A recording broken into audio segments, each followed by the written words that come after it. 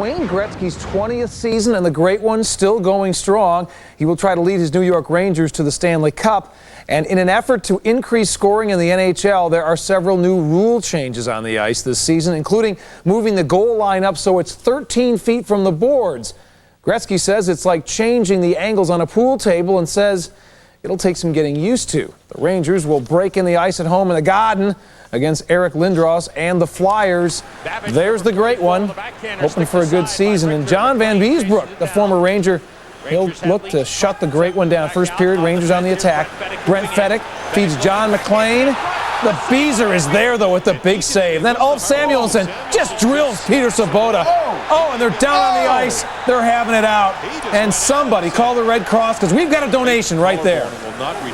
Second period, Flyers respond. Lindros goes after Ulf, hitting him hard on the boards. Second period, Flyers on the power play. They're just peppering Ranger goalie Mike Richter. Shots finally fired. Alexander Daigle cleans up the mess in front of the net. 1-zip Flyers after 2. Watch this hit right there.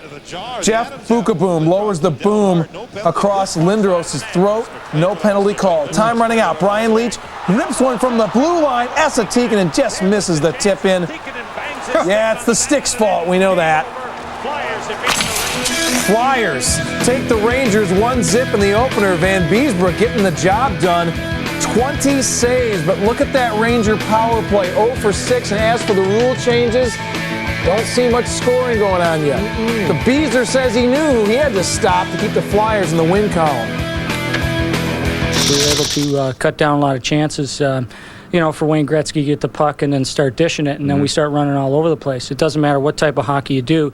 If you eliminate Wayne and then cut off the half of the ice at a time, you can do well from the defensive zone. And then in turn, we have guys that can just fly, and they're big guys, big shots. And if it wasn't for Mike Richter on the other end, it would have been a bigger game. Well, opening night and already a battle for state bragging rights. Florida hosting Tampa Bay, both teams looking towards the future so they can forget all about the past. The Lightning finished with the worst record in the NHL last season. The Panthers right behind them. They were the second worst team in the league. Let's check out the brand spanking new National Car Rental Arena in Miami. Great to see John Cullen back after beating cancer. Third period, 2-1 Panthers. Rookie Mark Parrish, his second goal of the game, getting it past Billy Ranford. 3-1 Florida. Then later in the third, Victor Kozlov gets it out front, and he'll slap it home. His second goal of the game, fourth point of the game. And what's this? The hats are out. It's only 2 goals. That's a hat trick. You need 3. No. They don't know that, huh? No. All right. Well, of course, you can't have hockey without this. Go time. Yeah, that's how you do it. That's how you do it, son. What was that? Panthers take care of the Lightning, 4-1. Was the final. Tampa Bay picks up right where it left off. Last season, the Lightning finished with just 6 wins on the road. All right, we got to take our first time out. The Nagano Winter Olympics may have left a distasteful pucky residue in the mouths of some Japanese sports fans, but the NHL has extended what you might consider an olive branch with more games in Tokyo as the NHL tries to develop some international interest. So the Friday season opener for the Calgary Flames and San Jose Sharks hits the ice in the land of the rising sun, actually at Yoyogi Arena. And there's S.J. Sharkey leading the Japanese fans in the old YMCA. That used to be Randy doing that, I'm told. Third period, Sharks down 3-2. Brian Marchment takes a long shot. Ken Reggett deflects it, loses track of it. It rolls along the goal line there, no goal. Still 3-2 late in the third. Mike Ricci digs the puck out of the corner, blasts it past Reggett. That ties it at 3, and then there's Harvey the Hound. He doesn't want to watch. The game ends in a 3-all tie from Yoyogi Arena. Both teams with 26 shots on goal, showing that good old hockey over there in Japan. Randy and I will be right back with more golf and NHL action coming Against Chicago on Saturday, and the Devils have something to prove. Last year they were the top team in the East, only to lose in the first round of the playoffs to Ottawa. It's been a long offseason for the Devils, and they're anxious to get back on the ice and forget all about last year's disappointing finish. The guys are definitely excited. The season ended a little premature for us last year, and the guys have had a long wait, a long summer, and there was a lot of excitement getting ready to go again. we're certainly going to try to create some more offense. That doesn't mean the goals are going to come that easily. We're going to go through some trying times possibly. We've got a younger club up front, but a lot of skilled guys that are creative with the puck, so hopefully we're going to create some more offense without getting away from our game defensively too much, because that has been a winning success in the past. It's just going to be just different to see all these young guys go out and play this game for a team that used to be a lot older. You know, we lost 3 guys with over like 12 years of experience, in Gilmore and Thomas and Bodger. So it's gonna show, you know, and we'll see how the kids going to react to that. Well, we got some changes to tell you about. The goal lines have been moved out from the boards 2 feet. The size of the crease has been reduced.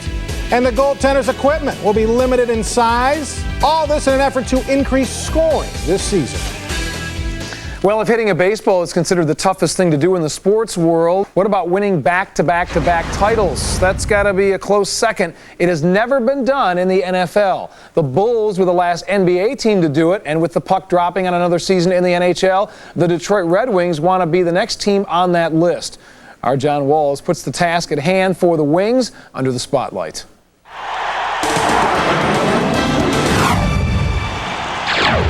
When the Detroit Red Wings hoisted the Stanley Cup last June for the 2nd straight year, the team's emotions had runneth over. Detroit had dedicated this season to defenseman Vladimir Konstantinov. Seeing him cradle the cup meant they had reached their goal.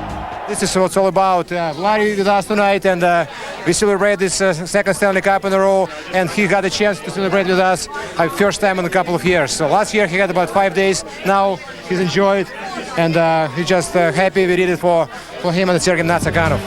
As the Red Wings begin their 2nd defense of the cup, the question is, do they have enough motivation to three-peat? The team's core is intact. Just 2 players, Slava Fetisov and Bob Rouse, have left.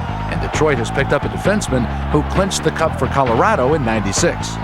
There's no reason why we shouldn't be competitive again. Obviously, we have a great chemistry. We have the nucleus is still there, and Yui Krupp comes in, and you know, he's going to be one of the best defensemen in the league. A lot of things have to go right, and with the chemistry and the personnel we have in here, we're very confident in our team, but it's a long ways away. And you know, as long as we hope to be peaking at the right moments, we feel we have as good a shot as anybody again. Detroit's chemistry refuses to be disturbed, even as the team waits for the return of legendary coach Scotty Bowman. Bowman missed all of training camp, recuperating from knee surgery. So his assistants, Dave Lewis and Barry Smith, are sharing the duties as co-coaches until Bowman returns. There's not much relaxation, so everybody working hard, and everybody knows, and there's a new challenge. The challenge is to join hockey's elite and possibly utter the word dynasty. Really good teams have won one. Some great teams have won 2 in a row. I think there's 5 in history that have won 3 in a row. So we'd get an opportunity to really elevate ourselves and become, you know, a great hockey team if we were able to do that. You know, that's definitely a long ways away, and that's one thing that people have to realize, that, you know, we have 82 games still to go before you even think about repeating or three-peating with your Stanley Cup. But, you know, we're going to do everything we can to make that possible. Season without their head coach. The Red Wings' Scotty Bowman out of the mix for at least a couple more weeks. So with their bench leader still recovering from knee surgery, Detroit begins defense of its title, dropping the puck against the Leafs without Bowman. In Bowman's place, interim coaches Barry Smith, Dave Lewis getting it done. First period, 1-0 Wings. Chris Osgood trying to clear the puck, but Sergei Berezin takes it away and beats Osgood for the goal. We're tied at 1. Second period, Ty Domi with a nice pass. Alan McCauley skates in, beats Osgood top shelf. Maple Leafs go on to beat the defending champs 2-1. Cujo, Curtis Joseph of Toronto with 38 saves. And on the power plays, Detroit only 1 of 7, but so was Toronto. They win the game. The Wings already showing signs of missing one, Scotty Bowman. We've only just begun here at the Fox Network Center. There's still plenty on the way from the Fox Network Center. Dominik Hasek making his first start of this new NHL season. Hasek taking on Brett Hull, who's wearing a new uni this year. And we'll also talk about those Saints who have traded in their picks for pucks. Saturday Night Country Music played second fiddle to the NHL as the Nashville Predators made their regular season debut. It was also their debut on the home ice as the Predators played all 9 of their preseason games on the road. Those in the front office felt that would make opening night even more special. Let's make our way to the sold-out Nashville Arena. First puck ever dropped. What a ceremony. First fight. They're going to remember that. People love this. Look at the fans. They're into it. It's cross-checked again from behind. Quick shot. He scores! That is the first goal of the season. Ray Whitney taking the pass and scoring for Florida. Lone goal of the game. I think the fans got their money's worth. Or did they? 1-0 was the final. Kirk McLean, his 21st career shutout for the Panthers.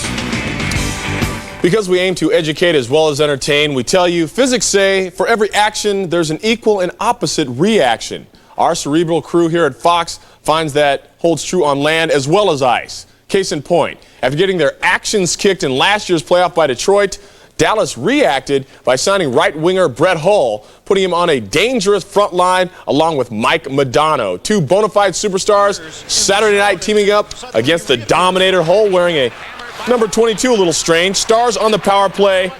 The Sabres fail to clear it. Mike Modano hits Daryl Sidor. Money. Stars up 1-0. Second period, Stars on the power play. Off the scramble. Pat Verbeek. Little backhanded action right by the Dominator, and the Sabres frustrated. Stars roll 4-1. Mike Modano, 1 goal, 2 assists. Hull there to add an assist. Break up Ottawa. The Senators stun the Lance. 4-3 was the final. That's Ottawa's first ever win in Denver. They are now 1-10-1 on the Lance home ice.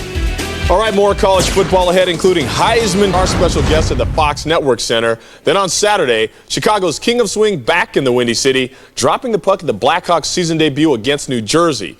No doubt the organization looking to absorb some of Sammy's good vibrations. If you recall, last year, the Blackhawks suffered a major black eye, missing the playoffs the first time in 26 years. Chelly gives up the jersey to Sammy. Dirk Graham, his coaching debut. The Hawks, no shots in the first period.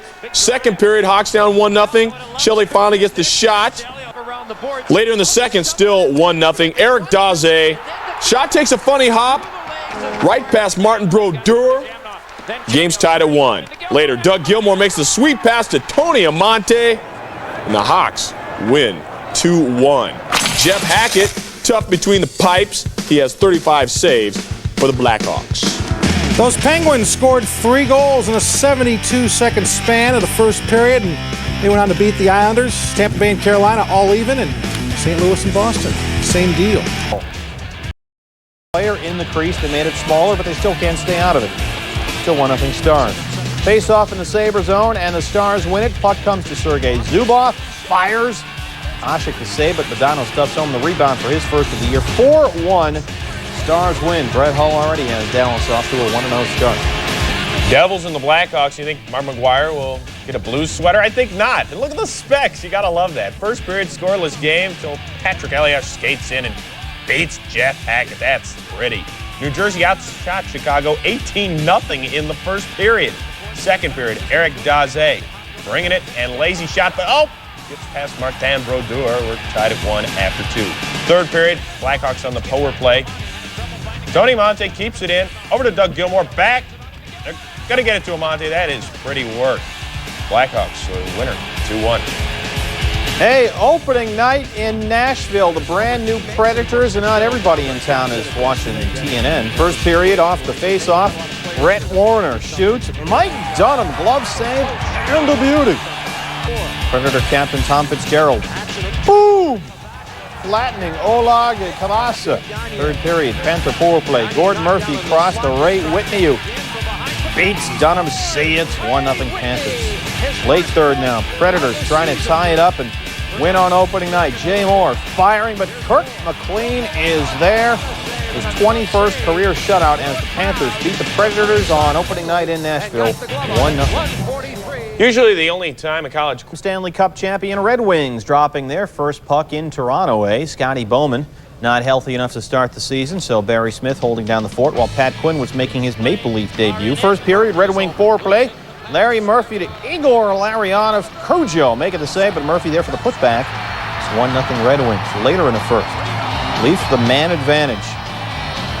Chris Osgood. Watch the clear. Remember, they move the goal line out there a little more. Sergei Berezin picks off the pass and drills the wrist to pass Osgood. That's why they moved it. They wanted more offense.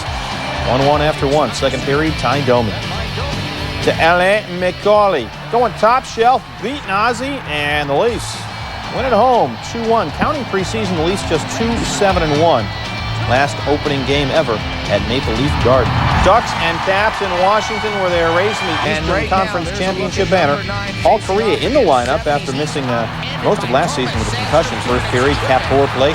Richard Zednik beating Dominic Rousseau on the tough angle. It's 1-0 Caps. Oli de Goli tested. Anaheim tried and tried, but they couldn't get one past Olaf Kolzig. Duck power play. Tomas Sandstrom from point-blank range. Kolzig stops him, and Sandstrom takes the pass, and once again, stoned by Oli de Goli.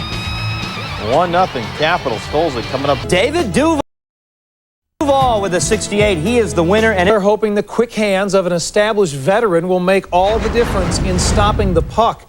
John Van Beesbrook is the new man in the net for Philly, and his debut was a smashing success, shutting out Wayne Gretzky and the New York Rangers. Act 2, the home debut against Anaheim and their guns, Paul Kariya and Teemu Selanne. There's the Beezer. 1-0 Flyers. Ducks power play. Fredrik Olausson slap shot gets loose. Paul Kariya's in front to shove in the rebound. Kariya's first in the game's tied at 1. To the third period, 3-1 Flyers. The captain, Eric Lindros, digging it up, connects it to the one-timer, beating Guy Hebert for his second goal of the night. Yeah, that Flyers line of Lindros and John LeClair, 7 points, getting the job done as they beat the Ducks 4-1. Same score for the Senators over the Coyotes. The Sens opened the season 2-0. Damian Rhodes big in the net, stopping 22 of 23 shots to get the win. Hey, we're not done with NFL football either, so stick around for more on Fox. Yankee success. They may be fretting over what happens to the Rangers. The Broadway Blue Shirts are off to the 0-3 start and were shell-shocked Monday night by the Blues and one man. But David Wells on hand, loudest cheer at the Garden. Let's go Yankees. Because the Blues were doing this, namely Al McInnes, wind and fire. 1-0 St. Louis. Chow down, David.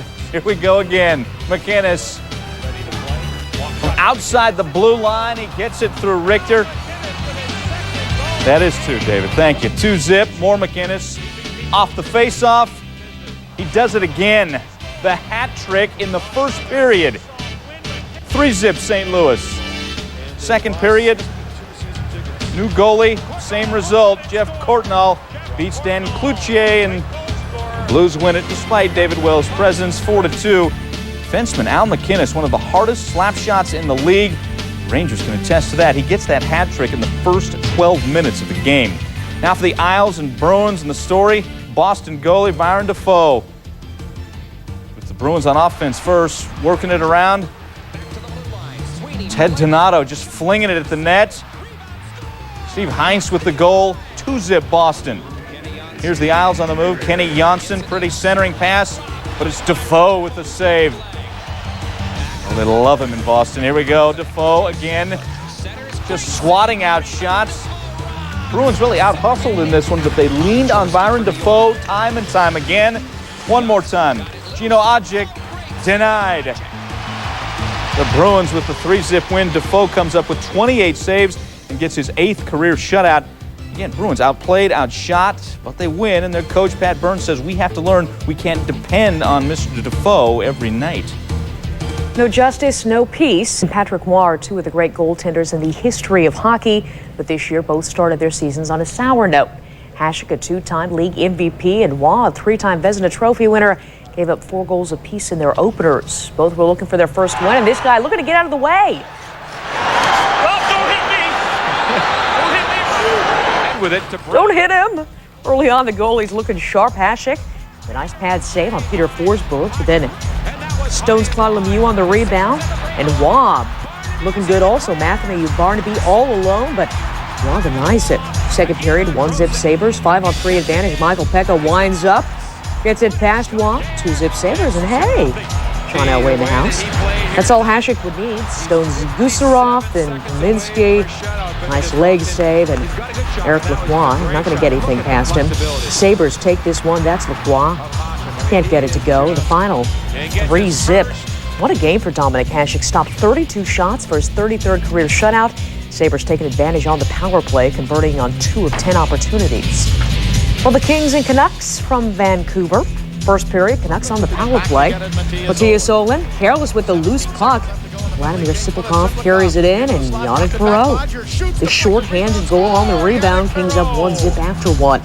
Second period, one apiece. Race for the puck at the blue line. Sean O'Connell sends it up ahead for Perreault.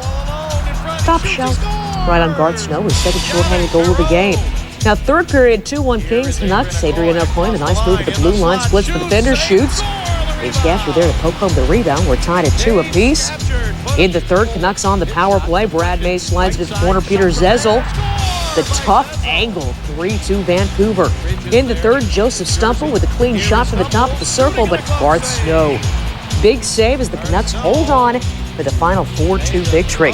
The league reduced the size of the crease to encourage more scoring this season, but still wasn't small enough for the Kings, who had 2 goals disallowed, including one which would have tied the game due to a labor problem. You know, it seemed like a done deal. Brett Hull, Bobby's son, would come to Chicago and star in the city where his dad was a legend. Chris Chelios campaigned for the free agent to end up in Chicago, and the fans were hyped. But management wasn't. Instead, Doug Gilmour got the nod while Hull skated off to a fat new contract in the land of oil barons named Ewing. Tonight, Brett Hull and the Dallas Stars hosting the Chicago team that snubbed him. There's Hull, there's Gilmour. First period, Gilmour productive. Feeds Chad Kilger, who beats Ed Belfour. Hawks up 1-0. Under 2 minutes to play in the first, Jamie Lagenbrunner feeds Pat Verbeek. Verbeek, raise your hands if you're sure. He does. Game tied at 1 after 1. 44 seconds into the second period. Hull shot stopped. Madonna rebounding well. A lot of love going on in the Big D because the Stars up 2-1. Then Ed Belfour gets busy. First, Chelios stopped, then Daze. I don't think so. The Eagle feeling the flavor, and then before we go, we need to show you a little sanctioned violence because this is hockey. Stars win 3-1. Stars are now 5-0-1 in the last 6 versus Blackhawks. Madonna, second goal of the season for the Stars. Brett Hull's night, an assist. Doug Gilmour's night, an assist. In other words, it was all even. Back to the Diamond. Esposito family as the Tampa Bay Lightning fired brothers Phil and Tony this afternoon. Phil, the team's general manager, will be replaced by Jacques Demers. The coach will try juggling 2 gigs for now while Don Murdoch takes over Tony's job as the team's director of hockey development. If Jacques can't do the job, then I'm going to call another tough shot. And I'm not prepared right now to give Jacques a 3-year contract or a 5-year contract. But because I've got to see in my mind, an organization that really is functioning. Meanwhile, despite warnings that the league may yank away its franchise, the Pittsburgh Penguins declared bankruptcy today. Apparently, the team has lost over $37 million during the last 2 seasons. All right, time for some more hockey. The Nashville Predators starting their new life on Saturday, and then things began in true expansion form. The growing pains commenced with a 1-0 loss to the Florida Panthers tonight. Predators looking for their first ever win as they took on Paul Maurice and the Carolina Hurricanes. Andrew Brunet in the first period, the center of controversy. The shot went wide, but the net came out the pegs. Ron Francis arguing for the Canes. Another look at the play, and the ref said it would have been a goal if the net had not come awry. They counted the goal. They gave the goal to the Predators. Then Denny Lambert knocked the loose puck in the net. Later in the first, they went up 2-0. And then check this out. Tom Fitzgerald going for a ride. Hey, Nashville. That's the kind of fun that the NHL can provide you and yours. Predators, hold out the Hurricanes. Somebody throw a party and open a bottle of champagne in the city of Nashville. And in New York, for that matter. Predators get their first ever win as they hold off the Hurricanes. Meanwhile, Cujo returns to Edmonton and the Maple Leafs lead 3-2 in the third period. Matt Sundin has 2 goals for the Maple Leafs. Oilers could start the season with consecutive losses for the first time since 1995, and the Oil signed Ryan Smith today to a huge incentive-laden deal. But that's not the big news right now. If the Washington Capitals want to prove last season's collapse in the Stanley Cup Finals was just a fluke against Detroit, they'll only have one shot to do it. When the NHL expanded the league from 4 divisions to 6 divisions, it left the scenario of some teams playing each other only once during the regular season. To the MCI Center, and look who's on hand. Dave Lewis and Barry Smith filling in for Scotty Bowman, who's out with a bad knee. Wings in the power play, and Darren McCarty.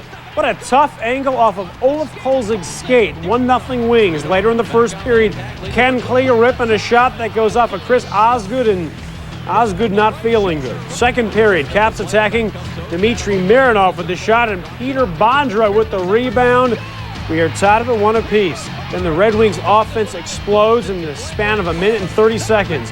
This is Brendan Shanahan beating Kolzig, and then Sergei Fedorov to Doug Brown, top shelf for Mama Hides the Cookies.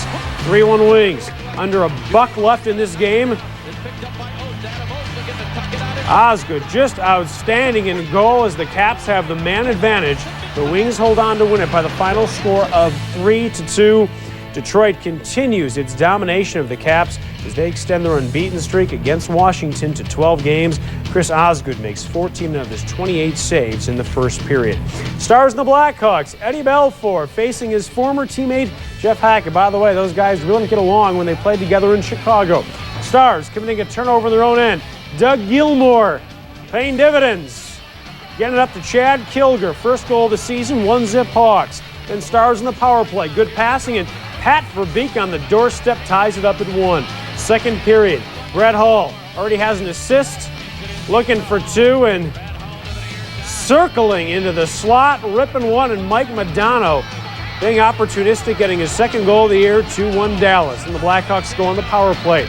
Chris Chelios with the slap shot, it is wide. Eric Daze cannot stuff it in, and the Stars go on to win it for their second win of the year. Your final is 3-1. It's a relatively easy night for Eddie Belfour, who beats his former team by making only 13 saves. Belfour has allowed only 2 goals in all 4 wins against the Hawks during his career. Well, last week, Chuck Knobloch was the GOAT in the Korea back in the lineup. They thought it would help their anemic offense. Korea, who played only 22 games last year because of a contract holdout and a season-ending concussion, has scored this season. His 1 goal is the only goal for Anaheim in their 2 games. To Montreal for the Ducks and the Canadiens. Mark Recchi to Vladimir Malakov on the one-timer, 1-0 Montreal. That's all the offense they would need. Late in the third, Teemu Selanne to Paul Kariya. And this is why he's one of the best players in the game. Nice spin move, but waiting for him is Jocelyn Thibault. Ducks still attacking off the faceoff. Frederick Olesen, ting off the post. Canadians go on to win it 1-0. The Ducks have been shut out in 2 of 3 games to start the season as Thibault lowers his goals against average to .50. By the way, this was their only meeting of the season. Predator coach Barry Trotz and his team looking for their first ever win, taking on the Hurricanes. Predators on the attack. Andrew Burnett shoots and scores while that net comes loose. Let's take another look at it. See, net loose or not, that's a goal, and that's the way the officials rule it. First ever goal for those Predators. Mark it down, little history, 1-0. Another first for the Predators, broken glass at the Nashville Arena. 25-minute delay, they come back. Watch this. Tommy Fitzgerald gets nailed, slides the boards, and then evades the plexiglass. Incredible. The Predators hanging on for their first ever win. Your final, 3-2. Mike Dunham, 34 saves. Nashville shut out in its opener. Last team to score a goal this season, but now they taste victory. Maple Leafs and the Oilers, and Ren Murray taking out Ty Domi. You don't want to make Ty angry because he'll throw a punch at you. Steve Thomas to Matt Sundin, 1-0 Leafs. Go to the second period. Leafs on the power play. Barry Volk, nice backhander. 2-0 Toronto. Go to the third. Billy Guerin just over the blue line. The wrister top shelf beating Curtis Joseph. Tied up at 2 apiece. Third period. Leafs on the power play. You got Sundin again. Oh, baby. He is off to another all-star season. Your final 3-2. Toronto's Sundin scores his first 2 goals of the season as Curtis Joseph, who came over during the offseason, has led the Maple Leafs to a perfect 2-0 record. Well, just 5 days into this NHL season, lightning has already struck one NHL front office. The Tampa Bay Lightning has fired GM Phil Esposito and his brother and fellow Hall of Famer Tony Esposito, who was the assistant GM. Lightning had the worst record in the league last year, and owner Art Williams, who bought the team in June, said a change was necessary. When we see things that aren't working, I have to make a decision. And this was the right decision to make for the future of the Lightning.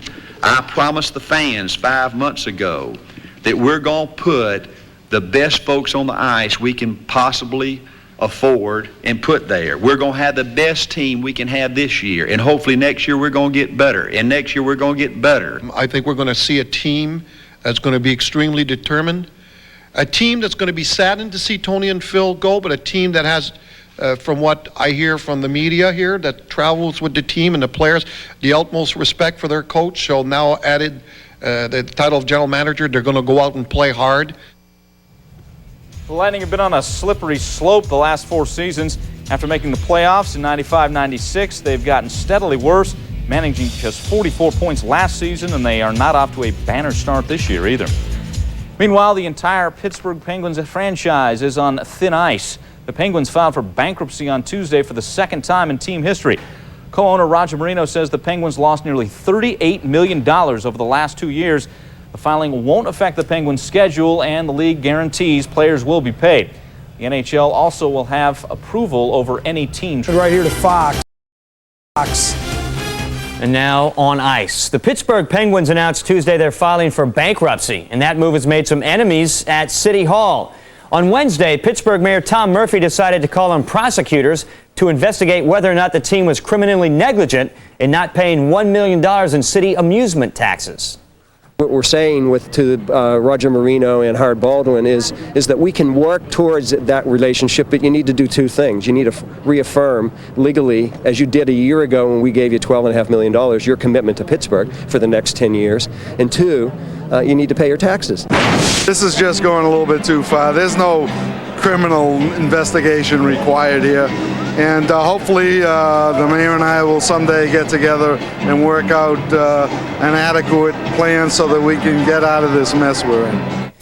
Well, the team continues to play on. Jaromir Jagr leading his team against the Devils in the second period scoreless. Jagr steals the puck, sets up Stu Barnes. Puck fired, goalie down. Martin Brodeur beaten, 1-0 Pens. In the third, same score. New Penguin German Titov going at Martin Brodeur and right between the legs. Titov's first goal as a Penguin. It's 2-0 Pittsburgh. Third period. Pens on the power play. More Titov. He's in front and he's beating Brodeur. Titov had 2 goals. The Pens 3-1. They win. They improve to 2-0. Despite the money problems, Tom Barrasso and Martin Brodeur both made 22 saves in the game. Bruins in Colorado taking on the Avalanche. Bob Hartley looking for his first taste of victory as the new Avs coach. First period, 1-0 Bruins. Jason Allison, look at him working behind the net.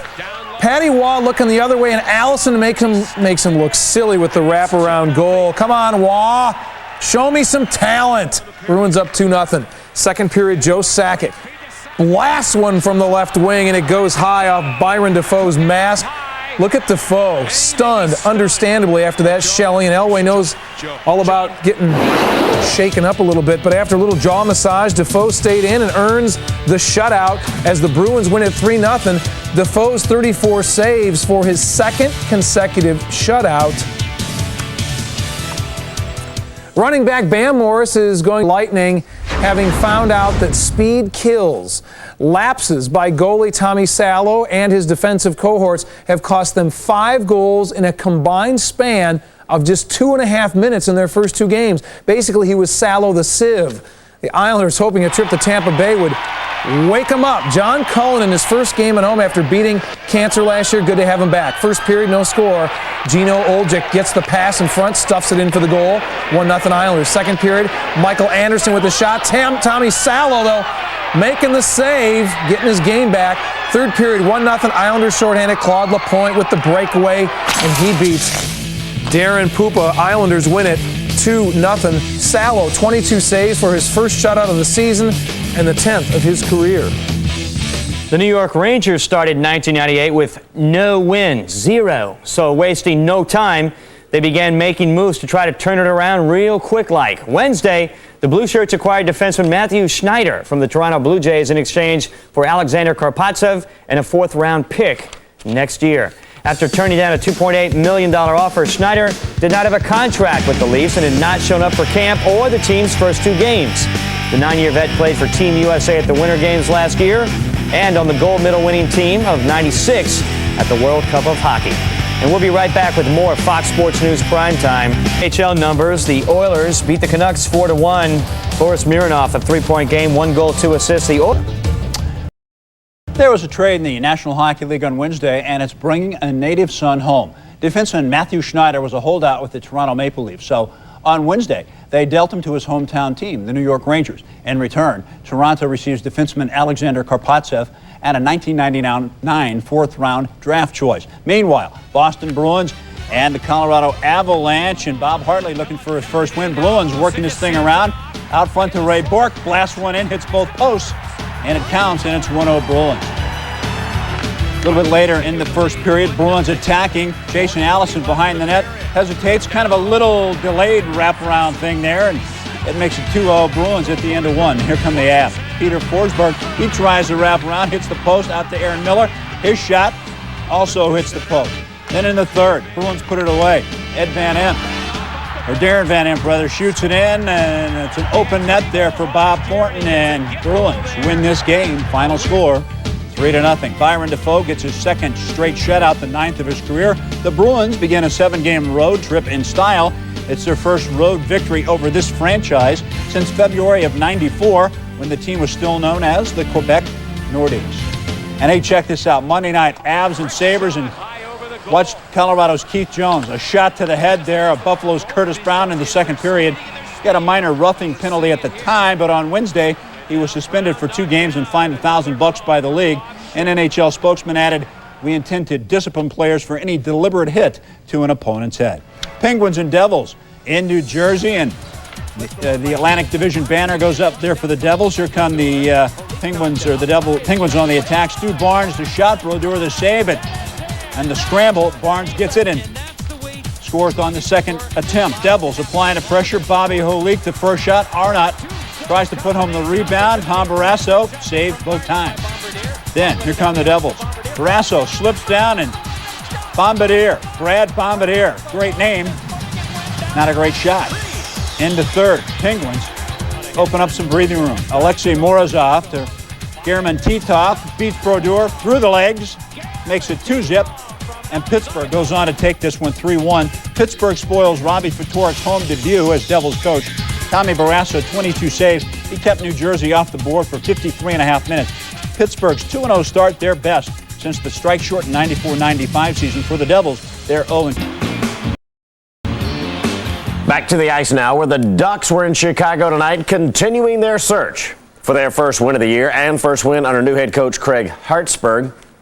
A bit of a homecoming for Hartsburg since he was fired at the end of last hockey season by the Blackhawks. The bigger story, though, for this hockey game is the bad blood that exists between the Ducks and the Hawks. For it was Chicago who ended Paul Kariya's season last year with that nasty concussion in February. But before that, remember the game in December 28th?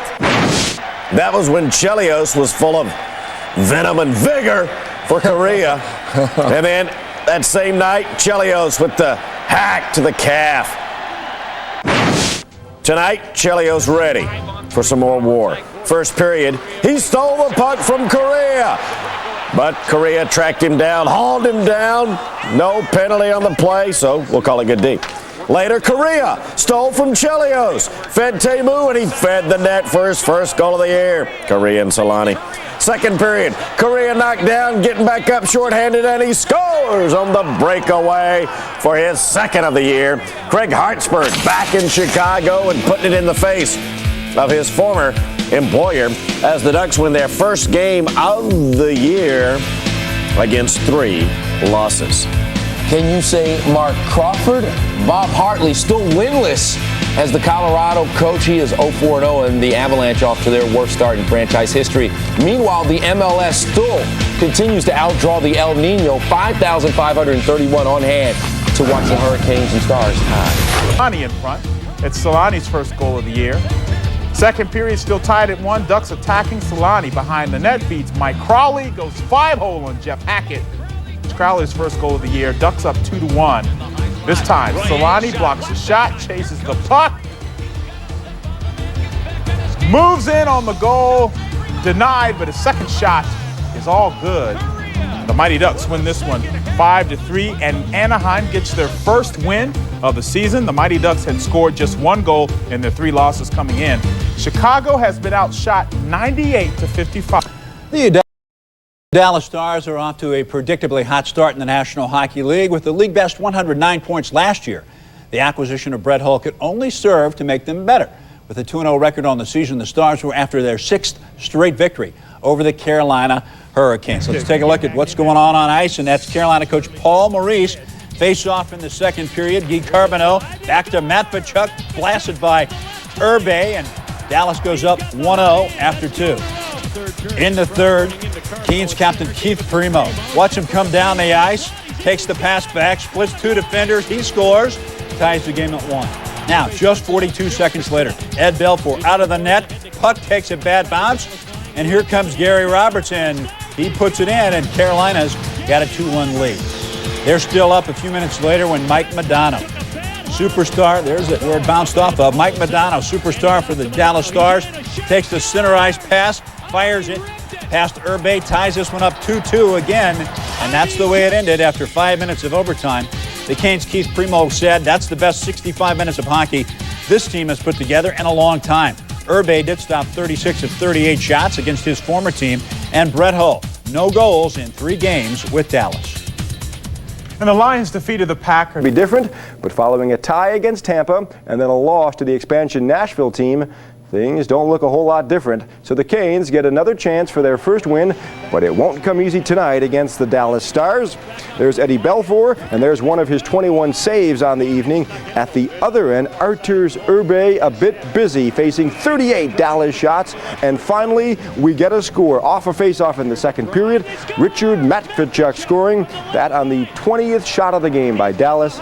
Carolina would rally, though, and it would end 2-2 the final in overtime. The Canes 0-2-1. Elsewhere in the NHL tonight, Anaheim looking for its first win of the season. Scoring goals against Tampa Bay. 17 goals in 27 games career. Second period is already 2-1 Flyers. Lindros finds Leclerc, who beats Darren Pupa, and just like that, it's 3-1 Philly. Less than 4 minutes later, Lindros knocks Pavel Kubina on his Kubina and then finds Leclerc, and there's no Pooper for you to stop it. Lindros' second assist of the night, Leclerc's 3rd goal of the year. Lightning trying to get physical with Lindros and the Flyers. Benoit Hogue reads him from behind, shows him to his seat.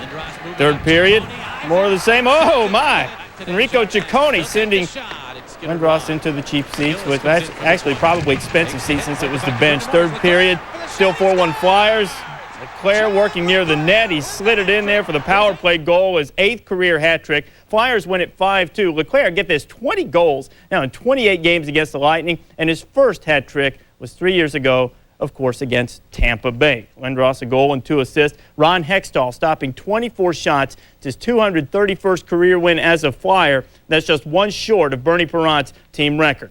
The Lightning 0-3-1 this season, winless in the last 14 games dating to last March. 9 more games to go in Jacques Demers' 10-game window before he decides whether to try to make wholesale trades. Panthers and Sabres wiped to full screen. Neither team got a shot off in overtime. They finished up in a 2-2 tie. The Dominator stopped 32 shots, while Sean Burke was able to match him by stopping 23 shots.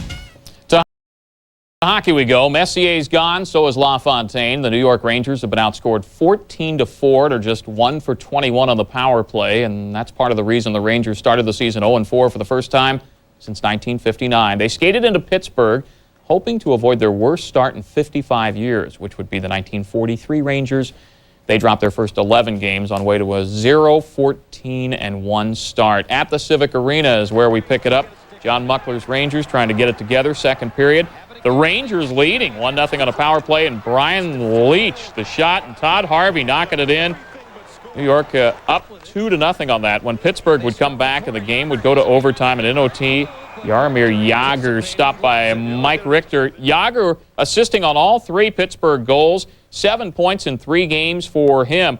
The Rangers ending their season-opening 4-game losing streak, and Gretzky's assist was his 2,800th career point.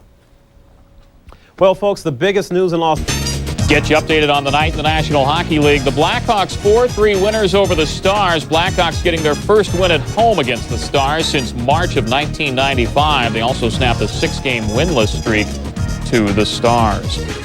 Predators and Senators. Wayne Redden scoring once, setting up 2 goals. The win giving Ottawa a franchise best 3, and those start. Nashville's Jeff Nelson scoring his 2nd career NHL goal and his 1st since 1995.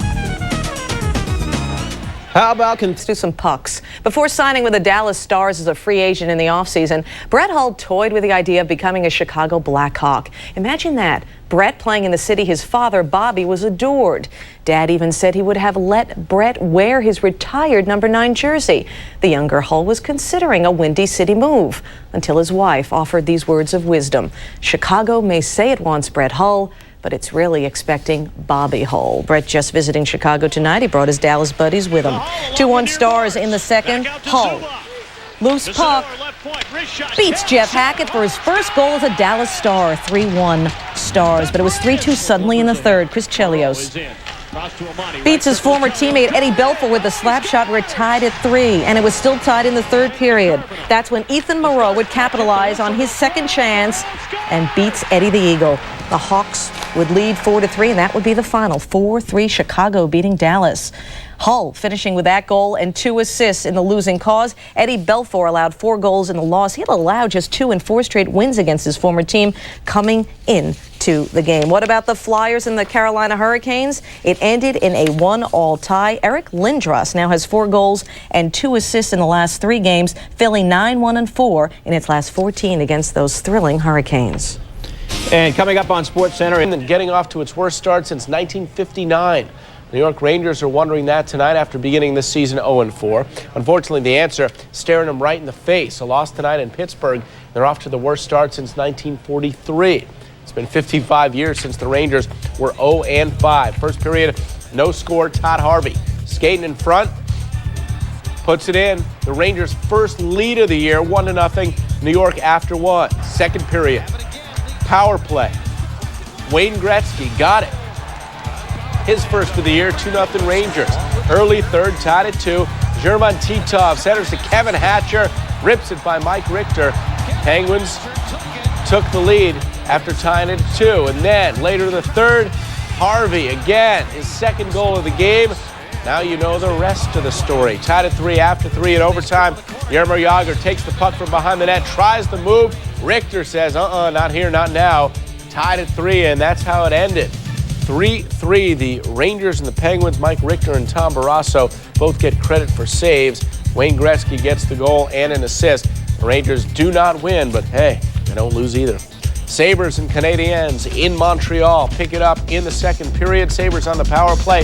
Mark Recchi the steal. Vincent Damphus all alone beats Dominic Hasek top shelf. That's where Mama keeps the sweet stuff. 3-0 Canadiens. Back come the Sabres, though, on the power play. Michael Grosek to Michael Pekka. Tries the pass across, deflected in by Stefan Quintal. 3-2 Canadiens after 2. Third period, Vaclav Varada with the missed slap shot. Dixon Ward there, the wraparound. Got it. Game tied, 3 apiece. Same score. Third period, the Sabres centering pass. Pekka misses. Varada there, puts it back.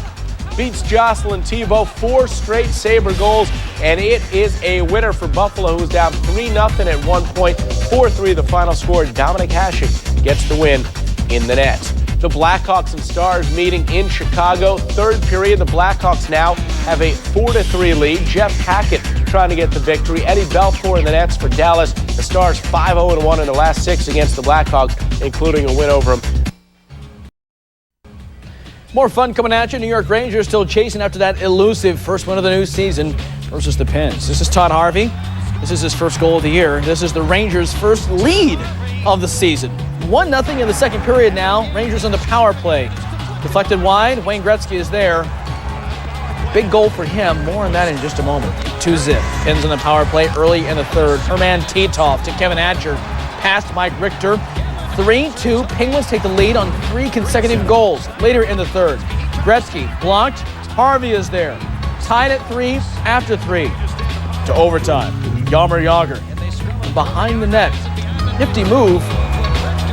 Richter sniffs it out. And so, 3-0. It's not a win, but the Rangers are just tickled to have their 4-game losing skid over. Gretzky, that goal, his 2800th point in his stellar career. Northeast Division matchup in Montreal. The Canadiens and Sabres, second period, 2-zip Canadiens. Sabres on the power play. Mark Recchi. The steal, the pass to Vincent Damphousse. Beats Dominic Hasek. Top shelf, 3-zip Canadiens.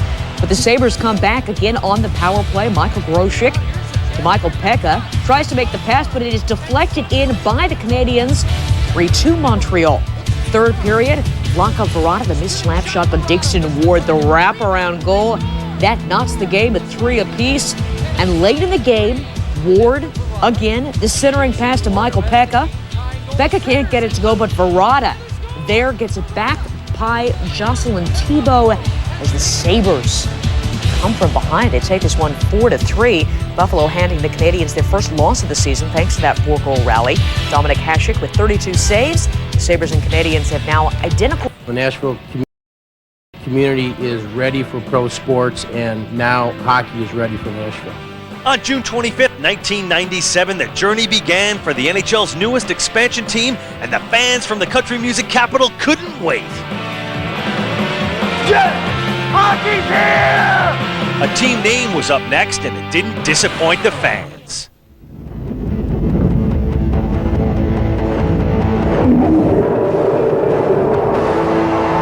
Everything was in place except for one minor thing: the players. This is what we work so hard to get to, and we've gone the mock drafts and all them, and this is actually what we put on paper and let the world see. From Chicago, we took Greg Johnson, a very quick centerman. We took a popular pick probably in the Buffalo area in Rob Bugner.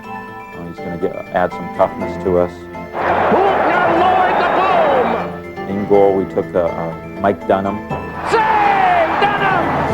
Another guy that we know a little bit from, who had been in the minor leagues, and he's not a big guy, but he doesn't play small, is Scott Walker.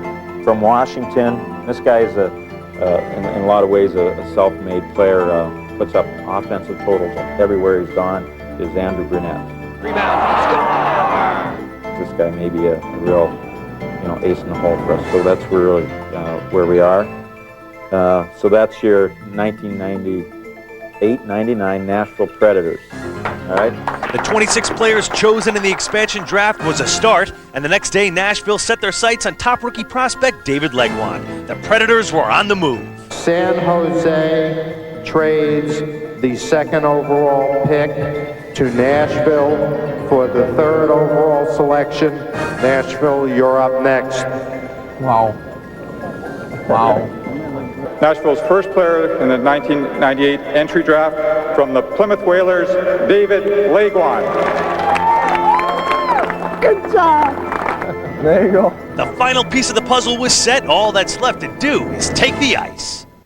Let's crank up the power with some eye-opening saves and hits.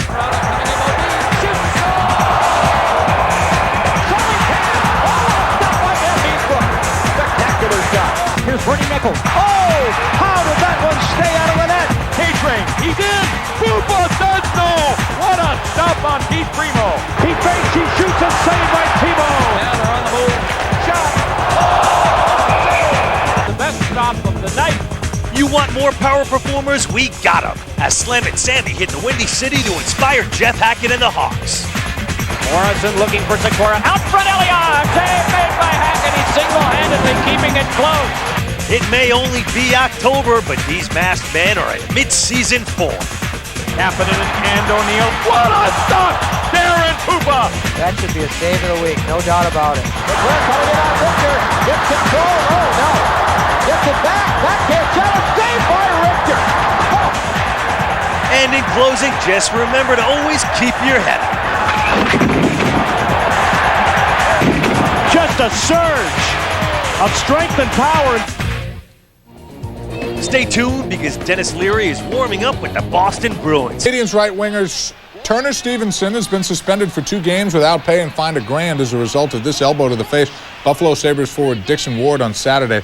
Watch the bow right there. Stevenson will miss the Canadiens game tonight with Chicago and Wednesday night's game against Ottawa. Speaking of the Blackhawks and Canadiens, Dirk Graham, Blackhawk coach, looking on scoreless behind the net when Alex Zamnov, Dan Cleary in front, and Cleary's first NHL goal put Chicago up 1-0. In the third, we're tied at 1. Blackhawks coming out of their zone. Brett Clark will be leveled at center ice by Eric Daze.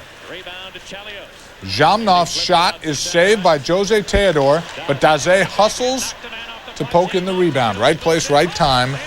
2-1 Chicago. Blackhawks win in Montreal for the first time since February of 1991.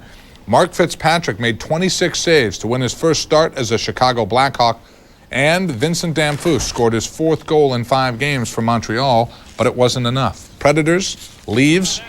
Second period, 1-1. Sergei Krivokrasov controls the puck at his own end, then goes end-to-end and beats Cujo. Up top, 2-1 Predators. Less than 2 minutes later, still 2-1 Predators. Steve Sullivan controls behind the net, then centers to Frederick Modin, who beats Mike Dunham. Game tied at 2 after 2, and that's how it would end. Mike Dunham made 30 saves for the Predators. Andrew Burnett scored his 2nd goal in the season and added an assist. After going 0 for 5 on the power play, Toronto is now 0 for 18 in their last 3 games. Tampa Bay Lightning right wing Stéphane Richer will be out of action for the next 4 weeks after undergoing arthroscopic surgery this morning to repair scar tissue in his right ankle. Richer has been afflicted. Rookie Robert Edwards led the Patriots with 104 yards rushing. Okay, now we've got hockey. Blackhawks trying to get their first win in Montreal since February of 1991. First period, the Hawks attack. Zamnov comes from behind the net, tries to feed Daniel Cleary, but it deflects off the Canadiens' defenseman for the goal. So Cleary will get credit for his first goal of the season. 1-0 Chicago. Now the second. Fitzpatrick comes up big. Canadiens attack. Brett Clark skates in. Wrist shot, gloved. Now watch here. Koivu passes ahead to Zoltok, all alone with Fitzpatrick, but the glove save and a beauty right there. Still 1-0 end of 2. Now the Canadiens on the power play in the third. Off the faceoff, Recchi to Vladimir Malakov. Slap shot redirected in front by Damphousse, his 4th of the season. And here, Eric Daze does what a big forward's supposed to do. Keep skating, work toward the net, and good things happen. Zamnov's shot was saved by Theodore, but Daze right there to put home the rebound, his 2nd of the season, as the Hawks go on to win it by a final count of 2-1. Andrew Burnett with a goal and an assist as Nashville and Toronto skate to a 2-2 tie. And the defensive-minded Bruins, who've already had 3 shutouts this season, are taking on the Coyotes in Phoenix. The winningest coach in NHL history, Bowman received a clean bill of health from his physician on Monday. 65-year-old recently underwent a heart procedure called angioplasty, as well as knee replacement surgery. Bowman will be back with the 2-time defending Stanley. Flames in Stars first period. Flames controlling Jason Weimer. No. Martin St. Louis. Le goal. Flames go up 1-0. Last minute of play in the first. Stars on the power play. Ken Reggett stopped the initial shot. But Jamie Lungenbrunner there. The rebound and score. Ties it up at 1. Second period. Dallas now on the move. Mike Keane screening. Reggett. Daryl Sador shoots. And he scores. Stars take a 2-1 lead. Later in the second, Dallas looking for another power play. Watch the beautiful feed from Sergei Zubov to Sador. Nails it. Stars go up 3-1. Stars remain up 3-1. About 12:20 left now in the third period. The Stars have killed 18 of 19 penalties this season, and a killer game we got going on in San Diego. These matchup on the ice tonight. The San Jose Sharks hadn't won, and the Philadelphia Flyers hadn't lost as they met at the First Union Center in Philadelphia. At 3-0-1, the Flyers looking to go undefeated in their first 5 games for the first time since 1986. The Flyers generally have fun with San Jose, having lost just 3 of their 13 meetings at Philly. Sharks and Flyers. Second period, no score, and Owen Nolan fakes the shot, and Jeff Friesen there for the replay, the power play goal, 1-0 Sharks. Third period, score tied at 1. And off the faceoff, Mikey Vernon going down, and Colin Forbes puts it past Vernon, and 2-1 Flyers. Same score when Rod Brindamore to Eric Lindros beats Vernon. His 5th of the year. That ties him for the league lead in that category with the Brendan Shanahan 5 goals so far this season. Philly stretching its season opening unbeaten streak to 5 games. Flyers dominating the final period, outshooting the Sharks 14-3 to improve to 4-0-1. Oilers, Rangers. First period, Rangers down 1-0. Jeff Bukaboom dumping it in, and Bob Essence of the goalie. Tough time handling an 18-year-old Manny Malhotra there for his first NHL goal, as you can read along with me. Second period, tied at 1. Oilers on the power play. Doug Waite to the net, and Joseph Baranek is there to beat Mike Richter. The Oilers taking a 2-1 lead, tied at 2 in the third, and Matthew Schneider, Johnny on the spot, rips it past Essenza. 3-2, the Rangers win it, avoiding matching their worst start in 40 years after being outscored 17-7 in their first 5 games. With his 204th career victory, Mike Richter tying Gump Worsley for second all-time on the Rangers list. Vancouver captain Mark Messier had a chance to become the 10th player in NHL history to record 600 goals when the Canucks traveled to Carolina for a date with the winless Hurricanes. Messier scored his 599th goal and 2 assists in Saturday's 4-1 win over Toronto. This was the first road game of the year for the Canucks, but the crowd in Carolina, not a problem for them. They said 5,500 were on hand. I'm not sure. First period, Keith Primo is stopped by Garth Snow. Snow loses his stick. The puck comes to Steve Chason. He shoots. However, Ray Shepard will be the guy to put the garbage in right there. Hurricanes lead 1-0. Second period, still 1-0. And on the power play, Chason shoots. Loose puck comes to Primo. Primo puts it in, his 3rd goal of the season. And the Hurricanes led 2-0 at this point. Third period, 3-1 Hurricanes. Alexander McGillney passes in front. Mark Messier's shot is not good. Artur Zerbe stopped that one, and Mike Keenan and the Canucks give the Hurricanes their first win. How about that? No goals for Messier, and finally a win for the Hurricanes. And Artur Zerbe only had to face 18 shots by the Canucks, who matched their league low average. Zerbe began the season as Trevor Kidd's backup, but Kidd has struggled and Zerbe has not. He started the Hurricanes' last 3 games and has allowed only 4 goals in his last 11 periods. Stars hosting the Flames. First period, no score. Flames on the offensive. Jason Weimer tries to stuff it in. Well, Martin St. Louis bangs in the rebound, and the Flames go on top. 1-0. Last minute of play in the first period. Stars on the power play. Ken Reagan stops the initial shot, but Jamie Langenbrunner is there for the rebound and the goal, and we're all tied up at the 1s. Second period, Stars attacking. The Mike King screening Reagan. Daryl Sador shoots it past Reagan. Watch this, folks. Well, he never saw it. Stars will take the 2-1 lead right then, and we take a look at the scoreboard. Actually, we have some bonus goals here. You got to love that. Let's all look along together and see what we see. We see more action. There's Daryl Sador doing a little do. 3-1, Stars lead it. A little under 10 minutes to go in this contest, and, well, Dallas, the Stars came into this game having killed 18 of 19 penalties this season. Of course, we know they're very, very good, posting the best record in the regular season. Said the growth, while being an annoyance, did not affect his early season play. Stuart. You know, Mark Messier is still looking for a 600th career goal. Since he didn't score it Tuesday, that old lead-in still works. I mean, the story's the same. Why write something different? Just rerun that lead-in, rerun that lead-in, rerun that lead-in, rerun that lead-in. Asked me for top team. So what would you expect of Mess on the verge of becoming just the 10th man ever to score 600 goals? Some quote like, "I'm really very honored," or "This is a dream come true." Nah, typical Messier. "I'm not looking at 600, he said, as a milestone. Just have to score 600, then go for 700. Maybe it's me, but it looks like it's even better Wednesday than it was Tuesday. Canucks caps Messier, helping honor Willie O'Ree, the first black player in the NHL. First period, Calle Johansson, Simmons for Messier.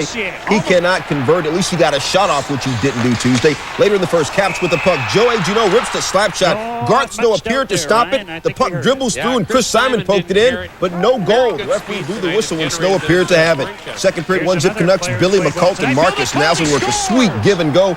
McCult's second goal of the year, 2-0 Canucks. Still in the second, Joe Juneau down the side. Behind the net feeds Craig Berube, butter. Still though, the Caps just 0 for 6 in the power play. Third period, Brian Bellows. Gonna leave it for Peter Bondra. Bondra blasts a rocket. Garth Snow getting his nonchalant save on. 34 saves by Snow. Canucks hold on to win it. 2-1. This is the Canucks' first win over the Capitals in almost 6 years. In those 8 games in between, they outscored Vancouver 34-14. To share with you, Montreal hands. Hull scoring just 8 goals in their first 4 games, but break out with 5 tonight and get the win. Big one in the Pacific. Coyotes and Stars. Joe Neuendijk back.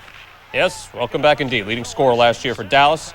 Early on, Nieuwendyk getting the puck back in front on Nikolai Habibulin. Saved by Habibulin. Stopped him there. Yes, I just said that. Still first period. Still no score. And the Coyotes on the power play. Oleg Tverdovsky in front from Teppo Numminen, and Tverdovsky slapper goal. 1-0 after one. In Hitchcock said better nights. Later on, 1-0 here. Dallas power play. Sergei Zubov lets it go and beats Habibulin. And it's all tied up. And it's still all tied up. Now getting ready for period number 3. Stars off to a pretty good start. 3-1-1. Again, Nieuwendyk, his season debut tonight. Missed the first 5 games with a knee injury. Phoenix, 2-1 coming in. Again, 1-1 after 2. You can get all the hockey action a little later on tonight. Stanley Cup champs have the coach back, Scotty Bowman, who's won 8 Stanley Cups. He's back in charge at the Red Wings practice today. He will be behind the bench tomorrow night when Detroit takes on Toronto. During the summer, Bowman had heart surgery and knee replacement surgery. At the age of 65, he says he's ready to get back to work in much better health. When I was 18, I had surgery on that knee. I was playing junior hockey, had a meniscus removed 46 years ago, and in those days, if you had a torn cartilage, it took it all out. I mean, that's just the improvement in medicine. And it's always tough to leave a team that's winning. I mean, I think you have no choice when you're losing sometimes, but if you're winning, you usually have a choice if you could stay or not. And the results of the autopsy are in, and doctors in California. To the ice now. He might miss the sunny shores of South Florida, but John Van Beesbrook must enjoy being the hottest thing in town again. The former original Florida Panther has found a pleasant place between the pipes in Philly. Why? Because the team has not lost in 5 games, that's why. And the Beezer has allowed just 3 goals in 4 games for a goals against average under 1. In fact, .73. It won't be 75 degrees in January, but it's got to be a good feeling to win. The Devils are enjoying the brotherly love, so let's get chilly. That's out of control. That is just silly. Second period. Tied at 1. Flyers on the power play. Brian Rolston on the breakaway. Gets the puck over John Van Beesbrook for the great goal. It always happens when you're in the lead-in. Another look. Rolston gets the great goal as he's falling down to the ice. Just flicks it up. Bang! Devils up 2-1. Third period. Devils still up 2-1. Devils peppering Van Beesbrook until Randy McKay beats the Beezer for the goal. He's not going to be pleased with me singing his praises tonight. It really didn't help him out. 3-2 the final in this contest.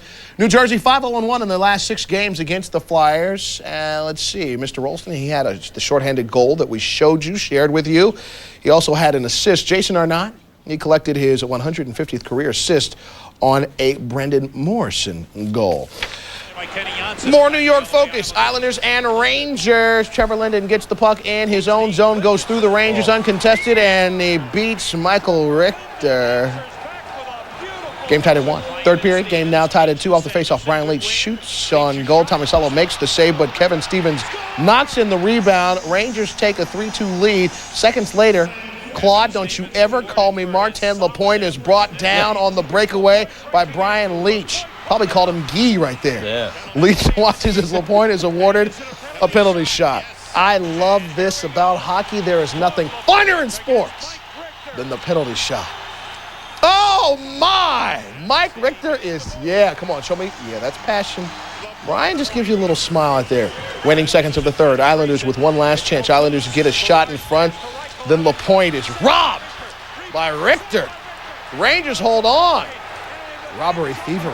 Somebody call security. We check in on the final. 3-2 the final in the contest. Leetch assisted on 2 of the 3 Rangers' goals. Michael Richter made 28 saves. Okay, we've got hockey, an Atlantic Division battle on ice between the Flyers and the Devils. Flyers off to a hot start for Roger Nielsen. Power play, first period, Rod Brindamore to Eric Desjardins, cross ice, one-timer, goal, 1-0 Flyers. Then the Devils on the power play here. Arnott's blast from up top, deflected in by Brendan Morrison. Now we're all tied at 1 in the second. Same score, same period, Devils shorthanded. Scott Stevens clears the puck. Center ice. Ralston wins the race to the puck. From his back, he flips the puck over Van Beesbrook's shoulder. 2-1 Devils. Then the third. McKay shot blocked by the Beezer. Then Bob Carpenter denied. Ralston denied. McKay puts it away, though, with his second try. And the Devils finally blemished the Flyers' record. No miracle for them. They are unbeaten in their last 6 against Philadelphia. Elsewhere, the Islanders and the Rangers, Mike Richter turned away a penalty shot with under 5 minutes to play to preserve the Rangers' win. And former Senator Michel Picard scoring 2 goals against his old mates in the Blues win. The Stanley Cup champion Detroit Red Wings off to the 4-1 start, but in a sense, their season didn't really begin until Coach Scotty Bowman returned for his first practice today. Bowman had a heart procedure and a knee replacement surgery in the offseason and considered retirement, but now he's glad to be back. That feels good. I've been away a long time, but I did get back Friday, but it feels better today now that I got everything out of the way. I would certainly call the doctor before I would go back on the ice, but I didn't do a lot of skating the last couple of years, and there's already 2 guys on the ice. It's not a big problem. I can observe a little better from where I am, and we'll just play it by ear. The 65-year-old Bowman is the NHL's all-time winningest coach. He'll make his season debut Friday against the Maple Leafs, who beat Detroit on opening night, the Wings' only loss this year. Fred? Olympic gold. Dirk Graham and the Blackhawks looking for their 3rd straight win. But 19 seconds into the game, Chris Chelios of the Hawks, the puck in his own zone. Pass is picked off by Owen Nolan. Slapper beats Jeff Hackett, and it's 1-0 Sharks. Then 28 seconds later, Sharks on the attack, and Sharks circling around like they do. Joe Murphy out of the corner, the backhand shot deflected in front by Marco Sturm. So it's 2-0 Sharks. Same score later in the first. Doug Gilmour to Tony Amonte out in front. Amonte's 4th of the season. It's 2-1 Sharks at the end of 1. Same score in the third. Blackhawks 2-man advantage. Work the puck around. Eric Daze with a slapper, and it's true. Past Steve Shields. Daze's 3rd goal of the year. 2-2 at that point. Stars win. Joe Nieuwendyk, who just returned to the lineup, got the game winner in the 3rd. Got to get this. The one thing that goes unnoticed is those 3 o'clock wake-up calls. You sort of open your eyes and say, I wonder if I did that right. I wonder if this power play is going to work. Or you worry about the decision you make going into a game. That's when you, I guess, for me anyway, that's when I reflect back. But the day-to-day stuff is, it's fun, it's entertaining. We have a good team here, a lot of character guys, and they made it easy for us. Should there be a little more electricity tonight in the game because of Bowman's return? Well, Lewis may not have been sleepless, but he was not clueless because he and his fellow assistant coaches led the Red Wings to a 4-1 start in the absence of Scotty Bowman. Jason? Carlos, we had a chance to see Coach Bowman behind a couple of tables in press conferences yesterday, but after heart surgery and knee surgery for replacement, how does he look moving around the ice behind the bench? He looks great. He has lost 20 pounds as a result of home cooking and a result of a daily workout regimen that included a 90-minute workout every morning from 9 a.m. to 10:30 a.m. So everything to strengthen his knee and his heart made him better this season. Do you expect confidence to rise? I mean, you got to be confident being a defending Stanley Cup champ, but to have a guy as stoic as this gentleman who's won 8 Stanley Cups in his career, to have him back behind the bench, how do you expect the players to react? The players are already reacting, Jason, with a big confidence boost. They say it's like having an extra player on the bench with them. And they're going to need that confidence as they head into the following months. Now, after tonight's game, the next 9 of 12 are going to be road games for the Red Wings. And then after they play Florida in Florida next week, they have 18 conference games in a row. So the Red Wings might be 4-1 now, but they definitely need Bowman back if they're going to make their run for a three-peat for the Stanley Cup championships. Jason? Carlos, thanks a lot. We'll enjoy the game between influential Auburn boosters and how it led to his departure a little bit later in SportsCenter. Mark Messier wants to set the record straight again. He never told anybody he made a mistake when he signed with Vancouver a year ago. Messier was also accused of engineering the ouster of then Vancouver coach Tom Rennie to make room for Mike Keenan. Now this season, Canucks new GM Brian Burke was out to eliminate distractions and controversy involving his captain when he asked Mess to just play. Said Messier, Brian's words were exactly what I wanted to hear. Mess and the Canucks in Florida, 1 goal shy of 600 and a milestone for Messier. Keenan, a big fan. 1-0 Vancouver. Canucks on the extra man. Mogilny, Todd Bertuzzi is second of the game, third of the year, 2-0 Vancouver. Later on, Canucks shorthanded. Mogilny blocking Niedermayer's shot. Here we go, 2-on-1 the other way with Messier. It's Mess getting the shot to save by Kirk McLean, but Mogilny would tuck it in to make it 3-0 Vancouver. It was 4-0 in the third. Here we go, folks. Mogilny down the side boards. Look for number 11, Alex. He is open. Mess scores. There it is, number 600. Number 600 for Mark Messier. Take another look. Mark Messier becoming just the 10th player in National Hockey League history to reach the 600-goal milestone. And you'll see Messier get the pass, and he actually banks it off McLean's skate and into the net. And by the way, no contest, 5-0 the final as Vancouver rolls. So Florida falls as the NHL's last unbeaten team with its first loss in 5 games. Vancouver's 5 goals, one more than the Panthers had allowed in their first 4 games. Garth Snow, 35 saves for his 4th career shutout. He's 5-1 all-time against Florida. But after this game, the talk was about mess. Oh, it felt great. I was really excited about it. You know, something leading up to that, only 9 players in the league ever to have done it before. It definitely means a lot to me. I'm glad to be able to share it with a lot of great people here, and you know, I wasn't really pressing too hard. I knew it'd come eventually, and just tried to focus on playing a real solid game. Take a closer look. It's worth repeating. Mark Messier becomes the 10th player with 600 career goals.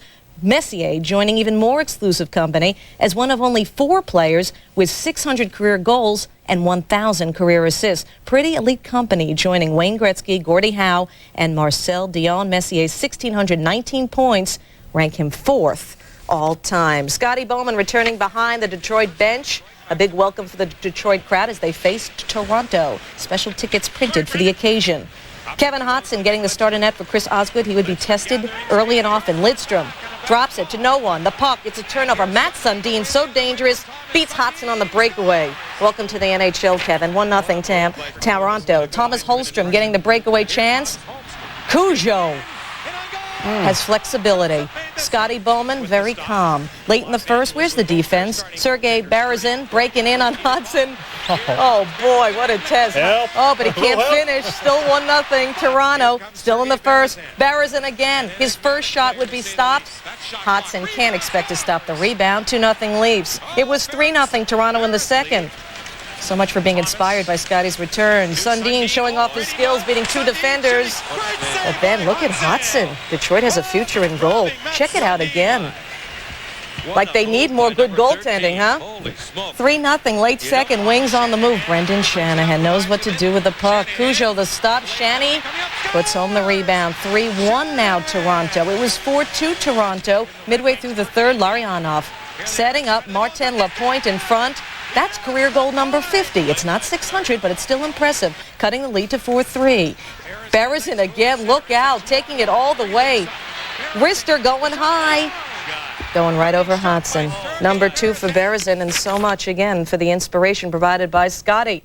You know, this team was 4-1 without Scotty. Now they're 4-2. So the Wings are now 0-2 against the Maple Leafs this season and 4-0 against everybody else. As for the Maple Leafs, they win, but they're now 0-22 on the power play their last 4 games, as Toronto has now taken 3 of the last 4 meetings at the Joe.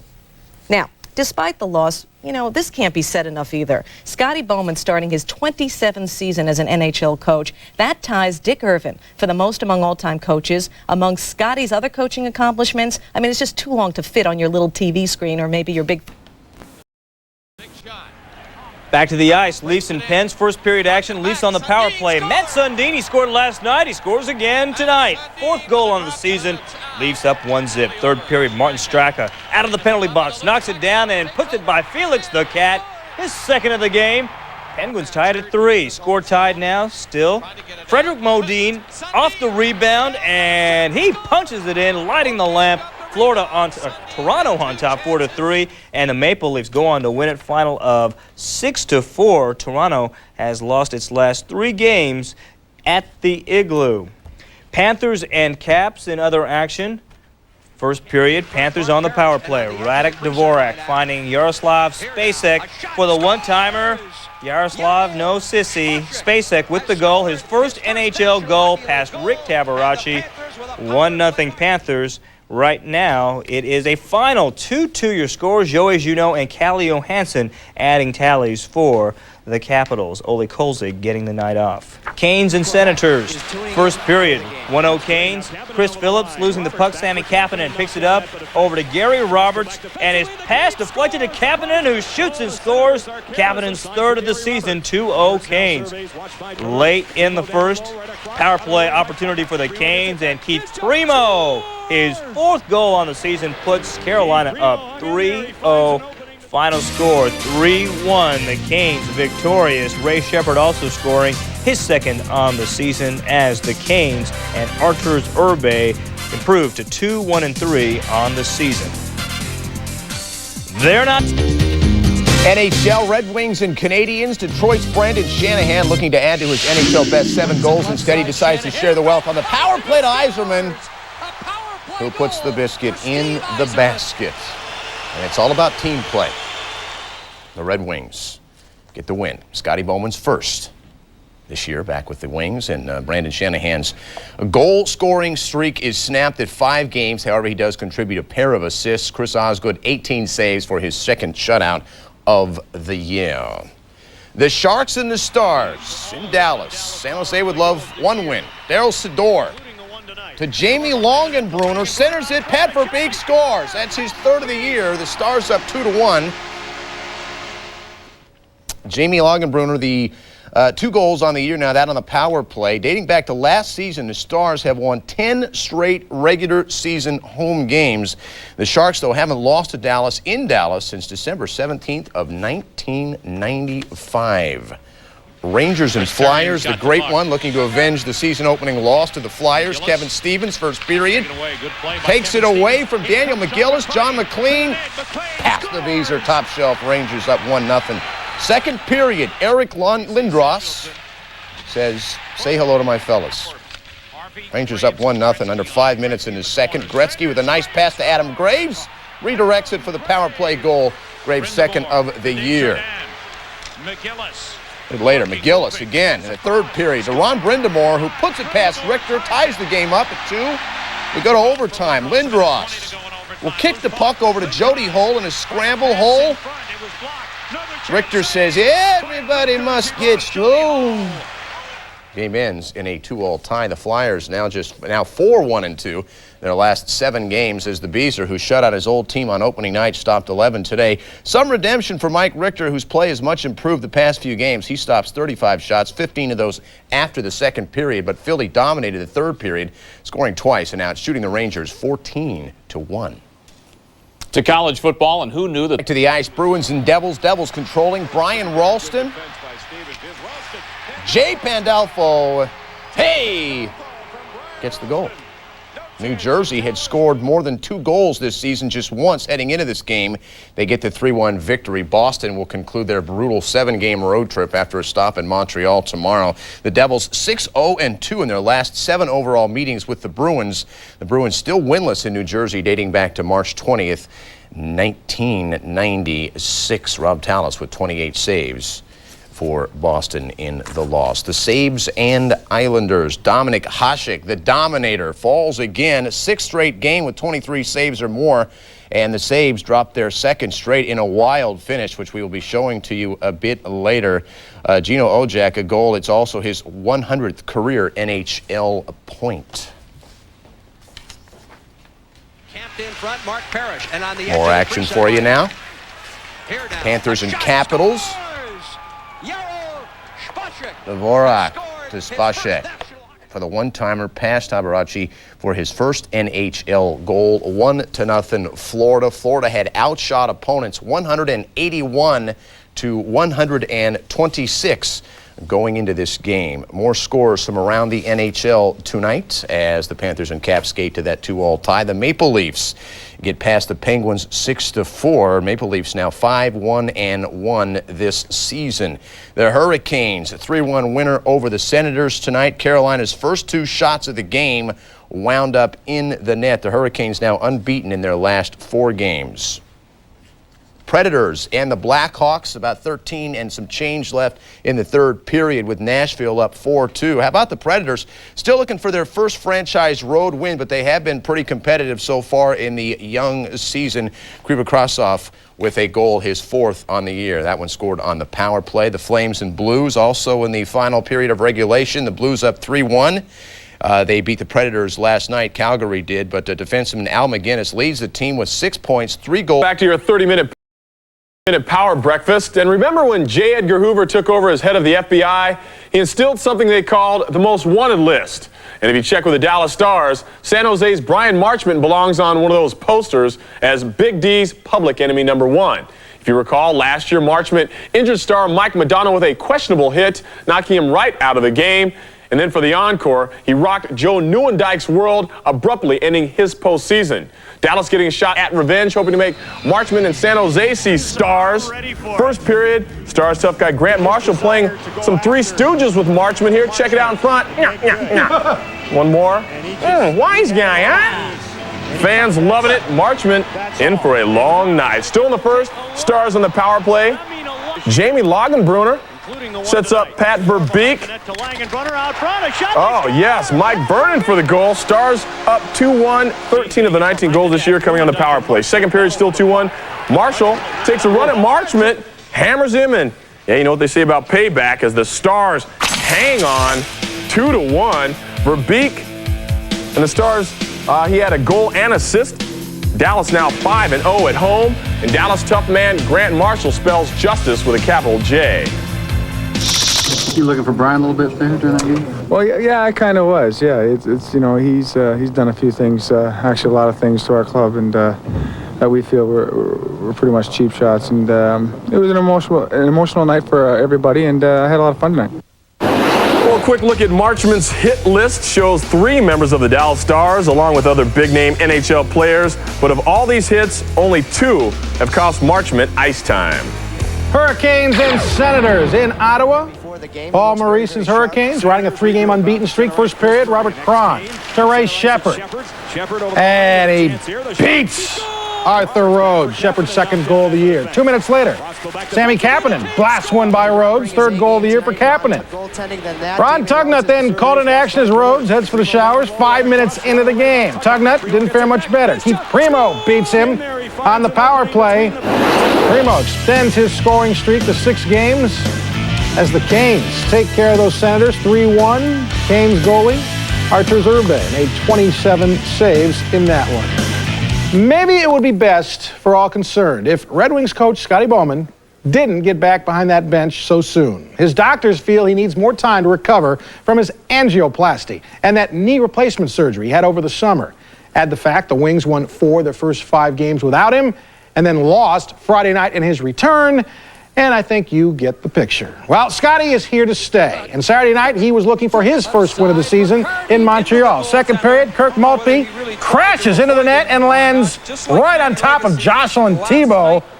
Thibault was down, but he wasn't out. Third period, still scoreless. Brian Savage, sweet move here, but Chris Osgood makes the save later in the third. Wings on the power play. Brendan Shanahan to Steve Yzerman, and Stevie Y gets the goal. That turns out to be the game-winning goal. As the Canadians shut out in this one, Chris Osgood, 18 saves, his second shutout of the season, 22nd of his career. Bruins and Devils next. Rob Tallis getting his second start of the year, spelling Byron Defoe. First period. After a scrum behind the net, Peter Sikora throws it off Tallis's back, and it's 1-0 Devils just like that. Third period, more bad luck for Tallis. The puck lost in the masses out in front, and it ends up in the back of the net. Oh, they give Dave Andrewchuk credit.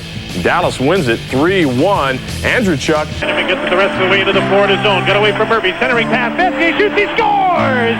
Mark Messier gets goal number 600. Hustling for it is Ralston. Ralston moving in. Lifted one. He scores! This is an unbelievable goal. When it's Straka breaking away short-handed.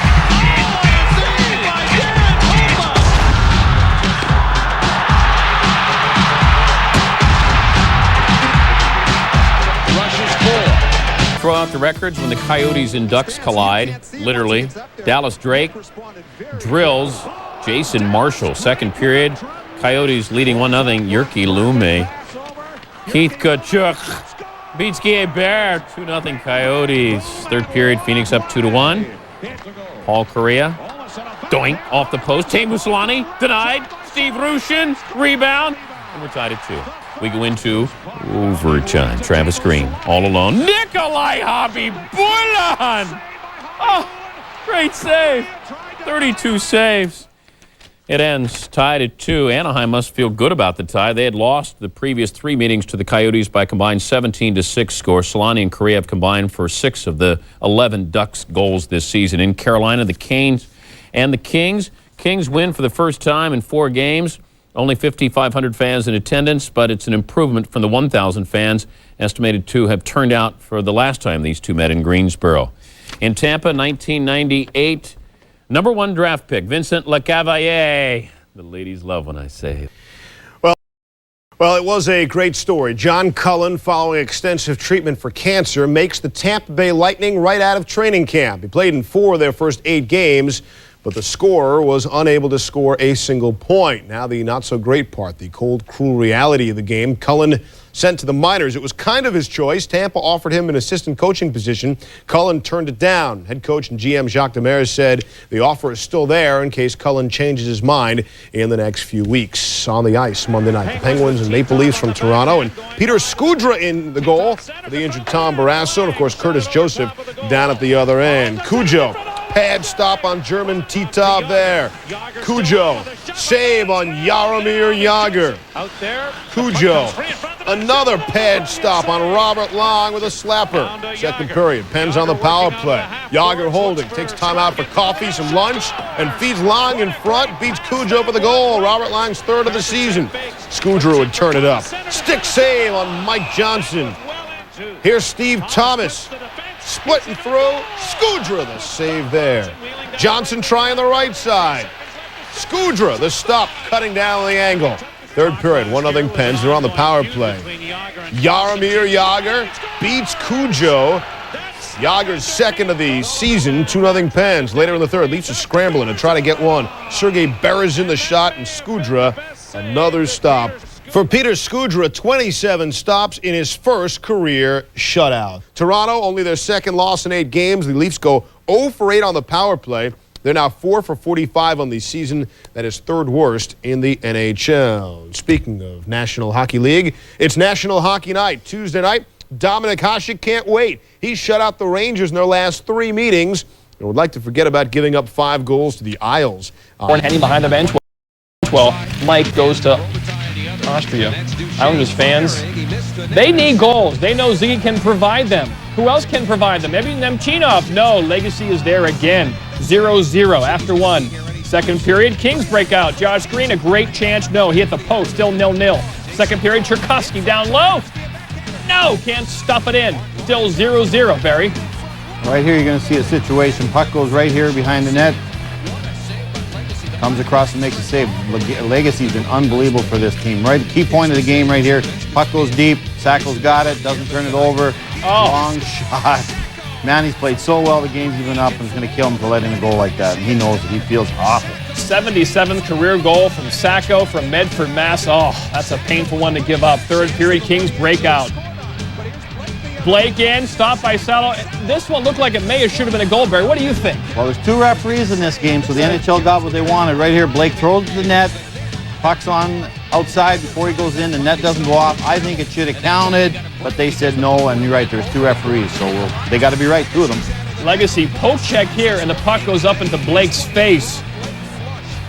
On the ice, and how about Tommy Salo does it again, 3rd shutout. The Kings have just 6 goals in their last 4 games on this road trip. 1 more to go at Jersey on Wednesday night. LA killed both of the Islander penalties, which means power plays, which means the Kings have killed 40 of 41 short-handed situations to lead the league. Rob Blake, Matthias Nordstrom, Russ Courtnall, and Joseph Stumple have done most of the work in LA. Barry, how about Salo? Well, you better not catch him on the night he's hot. You look at the 2 series of 4 games. 1 4-game series, 1 goal against, .960 save percentage. He shut out 3. 3 out of 4 games he shut out.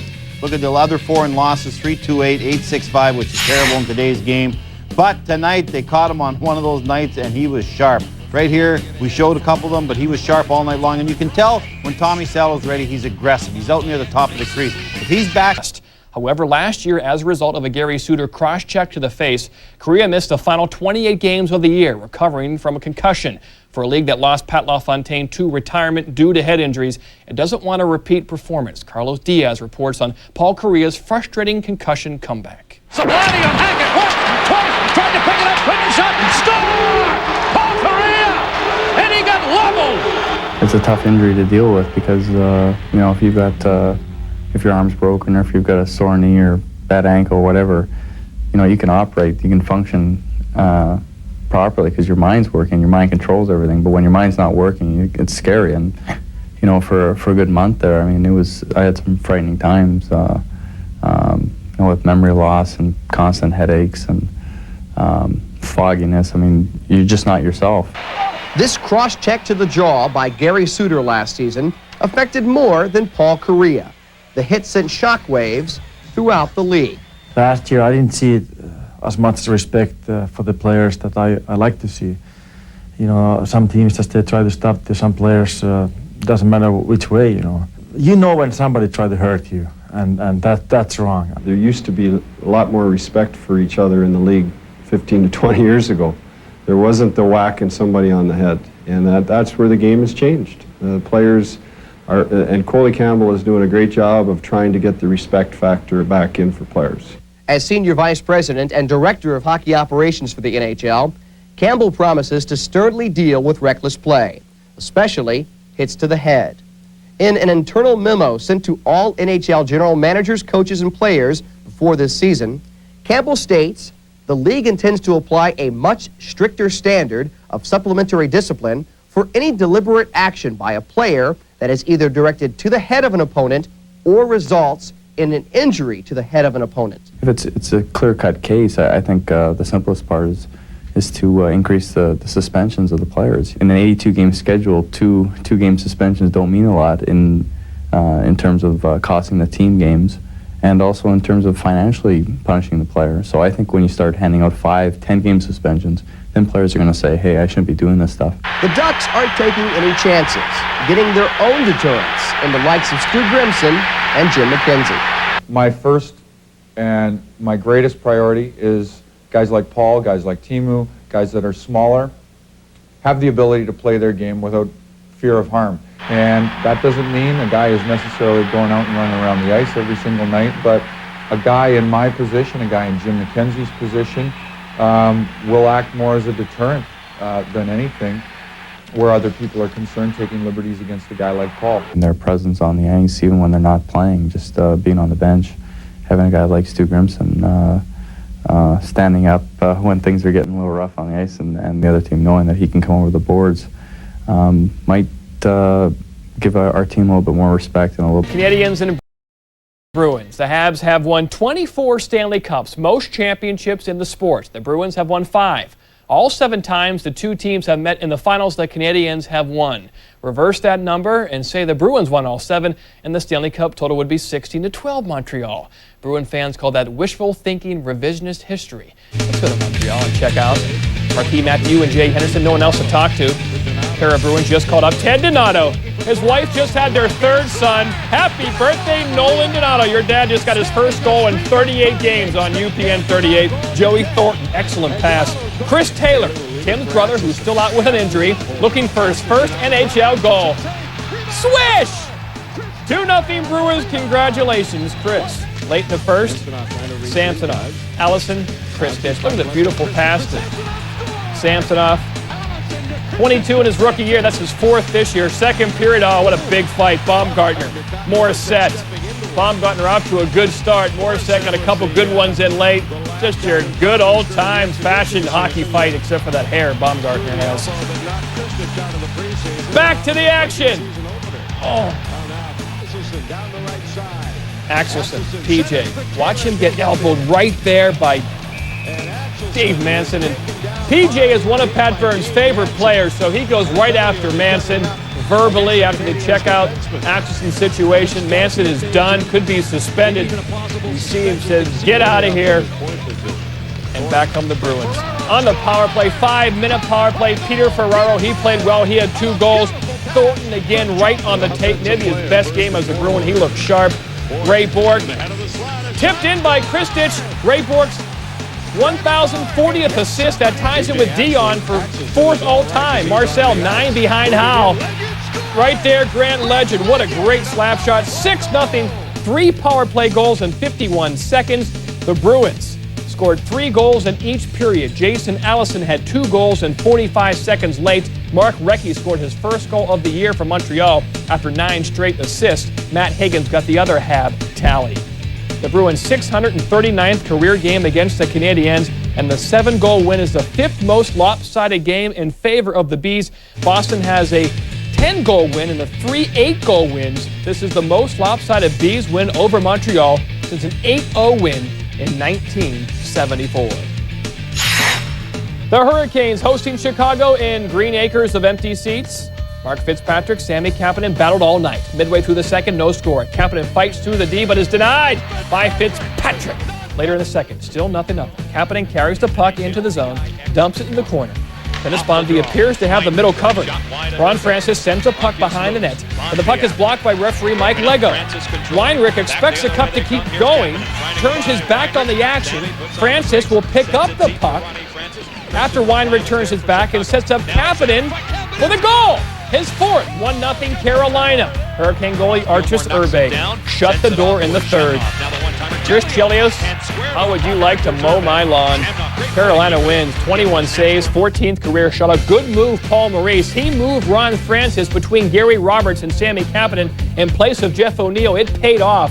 The RFK line, if you will, accounted for both goals. What Geddy Lee is to Rush, Arturs Urbe is to the Canes. He's the best goalie in the league right now. 21 saves. It's his first shutout of the year. Is Alexander Digg on the move again? Al Morganti has Inside NHL News in his... Speak of the Devils, home to the Kings, who end a 5-game road trip. First period scoreless. Stefan Fiset coming back from a groin injury, looking good. Christoph Oliwa denied right there. First period still scoreless. Craig Johnson 2-on-1. Has it 1-0 Kings. First goal for Johnson. Second period still 1-0 Kings. Murray breaks it alone on Brodeur. Brodeur makes the save. Then Sheldon Surrey turns the puck over to Rob Blake. Oh, what? Tees it high, lets it fly. Gungala, Gungala. The Norris winner had 23 last year. Look at that. Fiset hurts his groin again, so Manny Legacy is back between the pipes for the Kings. In the 3rd, 2-0 Kings. Bob Carpenter breaks in short-handed. Oh, Legacy with the save, crashed into. Will Ryan Bach have to come in? No, Legacy stayed in and they win. Stefan Fiset and Legacy combined to pitch a shutout, turning back 40 shots. The shutout was the first of the year for LA. It came in a game where they were outshot 40-18. It was the second shared shutout in history. Greg Johnson, Rob Blake, Steve Duchesne, his first way down yonder on the Chattahoochee. Nashville home to the Canucks. First period, no score. Alexander McGillney to Mark Messier. Surfing the net, www.601.com ties him with Curry. Later first, 1-1. Sebastian Bordelot, look out! Kick save and a beauty. Boot scooting boogied him. Snow receives a penalty. Brooks and Dunn in the audience. Late first, still 1-1. Loose puck, Sergei Krivokrazov banks it in off Garth Snow. Fancy. 5th of the year, 2-1 Predators. Second period, Nashville up 3-2. Krivokrazov, no. Andrew Brunette. Oh, good heart, soft hands, fast horse. 3rd goal of the year, 4-2 Nashville looking good. 3rd period, now 4-4. Look at this pass by Messier, Barry. Right here, backdoor pass. Bertuzzi ties the game at 4. Late 3rd, still 4-4. Heward from the point. Snow gets a piece of it, but look who's there. Yeah, baby! Krivo! Nashville wins 5-4, the final 5-game goal streak for Krivokrazov. 5 goals in 6 games as Mess gets number 601.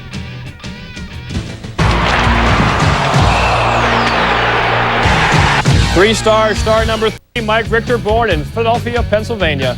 24 saves, game ends in a 0-0 tie. Second star, Tommy Salo, born in Sweden. 20 saves. Islanders beat the Kings 1-0. Barry, who's number 1? Number 1 star, Sergei Krivokrazov, born somewhere in Russia. 2 goals, 1 assist, and Kix Brooks was not at the game tonight, only Ronnie Dunn. Oh, Maria. Well, that's it. We should mention that. Bringing in stingy Chris Osgood, that tiny 1.17 goals against average, and easy night for him. Brendan Shanahan with Tomas Holmstrom to deflect past Sean Burke, who had a long night. Slow eating, though, for Osgood. Bill Lindsay, get that weak stuff out of here. 16 saves for Osgood. Then the floodgates opened on the Panthers. Sergei Fedorov, the redirect. 2-0. Holmstrom later. Rebound goal. Burke, 3 goals allowed and 6 shots pulled after just 16 minutes in the game. More Red Wings in the second. Larry Murphy's shot stopped by Kirk McLean, but Darren McCarty is there. How about Slava Kozlov to Steve Yzerman? Look at this. Blown by 2 defensemen. Terrible defense by the Panthers. And McLean gets burned on it. Then Nicholas Lidstrom. Slap shot. This was ugly. 7-2 Red Wings. The Panthers had given up just 2 power plays all season long before Holmstrom got his pair. Season total for the Wings, who must have given Murray a nightmarish reminder of those 1997 finals when they swept his Flyers, and that sweep got him the boot out of Philly. Oilers hosting the Caps early on. Boyd Devereaux centering for Kelly Buchberger. Past Olaf Kolzig, 1-zip Oilers just like that. Later in the first, Mike Greer very casually, Rister surprising Olzig, and it's 2-0. Oilers 2-man advantage. Boris Mironov, one-timer. Ron Wilson's guys down 3-1 after 1. Less than 2 minutes in the second, though. More from Edmonton. Joseph Baranek, top shelf. 4-1.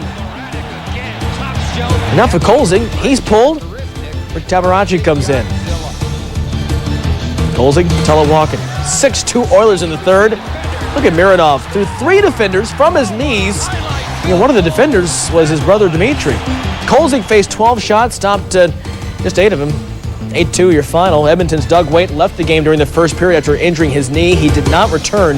He will have an MRI done on Thursday to determine the severity of the injury. Just 9 days ago, he signed that 2-year contract worth $7.8 million. Alrighty, we are just getting in Greensboro. Blackhawks Hurricanes. Blackhawks coach Dirk Graham. First period, Canes on the power play. Steve Chason feeding Sammy Kapanen one-timer, but Fitzpatrick comes up with the huge save. Now a scary moment a little later for the Blackhawks. Tony Amonte skating down for the loose puck. Glenn Wesley just levels him with the hard check. Amonte down, but not out. He played on. Second period, Kapanen attacking. Takes the hit and keeps on going. Going high on Fitzpatrick, again the big glove save. That's creative.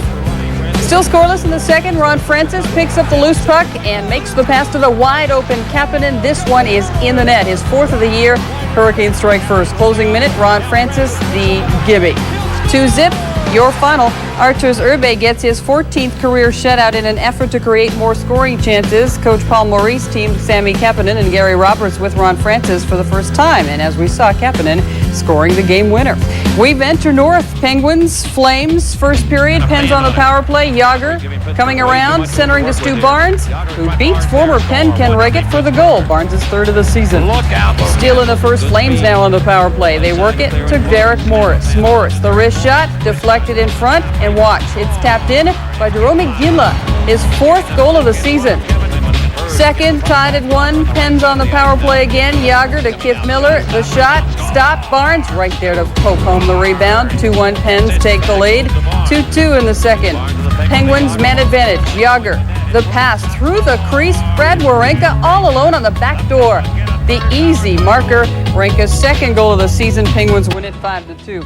5 power play goals. Chill out now on the ice, and after starting the season flying due south, looks like the Mighty Ducks are back on course, but they may be in for a detour tonight at Reunion Arena. The Dallas Stars going for their 12th straight win at home, not to mention the Ducks anything but mighty at Reunion Arena, where they've now lost 9 in a row. We dropped the puck in Big D. The Stars out to keep an overall winning streak alive at 4 straight. Brett Hull scoreless in his last 3. First period, Pat Verbeek to Joe Nieuwendyk to the net one time, his 2nd of the game, and 400th career goal, 2-0 Stars. Third period, Yuri Lehtinen steals it, bangs it, scores it. His 3rd of the year. It's 3-1 Stars. Under a minute left, Ducks put pressure in front of the net. Steve Ruchin knocks in the loose puck. It's 3-2 Stars. 15 seconds to go. Ducks pressuring. Paul Correa to Teemu Solani.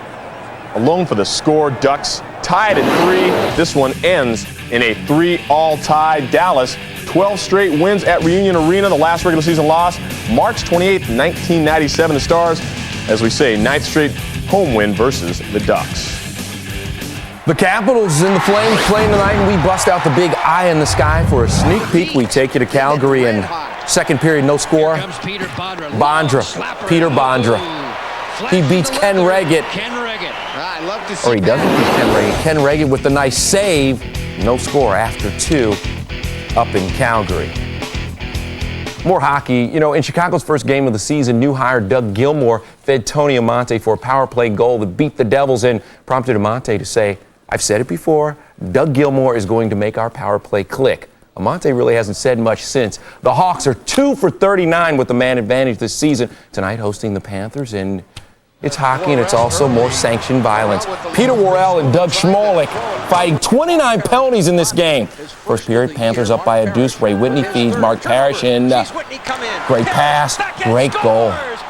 Second of the night for Parrish. Florida up 3-0 after 1. Second period, Chicago on the power play. Alexei Zamnov feeds Gilmour, and looky what they got. A power play goal, just their third of the year. They trail 3-2. Still in the third. Rob Niedermeyer cruises into the slot, and he raises his hand because he's going into the goal. Niedermeyer's second of the night. And then Ray Whitney to Mark Parrish for the hat trick. As you can sense, Florida won. It was a Panthers party, 7-3. The final score, first time the Panthers have scored more than 2 goals since the season opener. Well, before you get your candy fix tomorrow, trying to satiate your appetite with a little sneak peek. Lightning Kings, first period, no score. Kings on the power play. Rob Blake, the slap shot coming up here. The rebound comes out in front, but Darren Pupa, the save for Pupa. No score early, Tampa Bay. But you can bet both teams are pumped up for this one. After the game last night, Canadiens coach Alain Vigneault accused the Bruins of running up the score. And the Bruins are still smarting over Dave Manson's vicious elbow to P.J. Axelson in the second period. Manson lined up Axelson along the end boards behind the Habs net and nailed him. Axelson stayed down for a while, although he did return to the game. After the play, Pat Burns was livid. Even though Manson got the game misconduct on the elbowing major, Burns called it a cheap shot, and today the league agreed. NHL Vice President Colin Campbell wasting no time in handing out a 3-game suspension to Manson this afternoon. The suspension continues the league's crackdown on blows to the head this season and assures that Manson won't be a disruptive factor in tonight's game. But Manson and his elbow were key factors in the outcome of last night's game. The Bruins positively erupted during the ensuing 5-minute major penalty. For more on that offensive explosion and a preview of continued to play his top players well after the game was decided, which prompted Vigneault to say, quote, "He was obviously looking to humiliate us. I'll remember that." Guess who the Canadiens face tonight? Vigneault got his troops all worked up, and sometimes that's not a good thing. Dave Morissette delivers the elbow to Darren Van Impe, draws the penalty on the power play. Steve Heinz makes him pay. Raise your hands if you're sure they do. It's his third of the season, 100th of his career. Bruins up 1-0. Later in the first, Jose Theodore got lit up last night. Jocelyn Thibault, money tonight. 31 saves for Thibault. But then Taylor leveled by Turner Stevenson. That's bad. Second period, still 1-0. Byron Defoe defenseless. He gets scored on by Brian Savage. And that's how the game ended. Revenge. 1-1. The Bruins last night had 9 power plays and got 5 goals. 9 power plays tonight, only 1 goal. That's a lot better, but revenge. It's a dirty word. It is. Montreal Canadiens defenseman Dave Manson did not play tonight because he was suspended 3 games without pay and fined $1,000 today for elbowing Boston Bruins right wing P.J. Axelson. Manson will lose $60,000 in change in salary for that 3-game suspension. That's a lot of jack. Colin Campbell, the big man now in the NHL, coming down with all the penalties and really trying to set the pace early in this season, saying, guys, you can play hard, but you got to play fair, otherwise you're going to pay. And certainly Manson's going to for that. I think that was a good thing, although you look at Lindros's hit tonight, it was fair. What's that going to be? Fair? It was fair. Fair? It was a visor cut. We'll see what Colin has to say. Okay, we will. Kevin and I, we got a lot more to say. We're going to be joined. You know what? Let's all join in together. No, not kumbaya, a little Fox splash here. St. Louis tonight. The Blues, Jeff Courtnall beating Chris Osgood on a penalty shot in the third period. The Blues get the lead for good, and they beat their arch rival 3-1. Eric Lindros rocked Andres Dackel. Ottawa's forward down and out. Meanwhile, the Flyers get rocked by the Senators 3-1, the final score.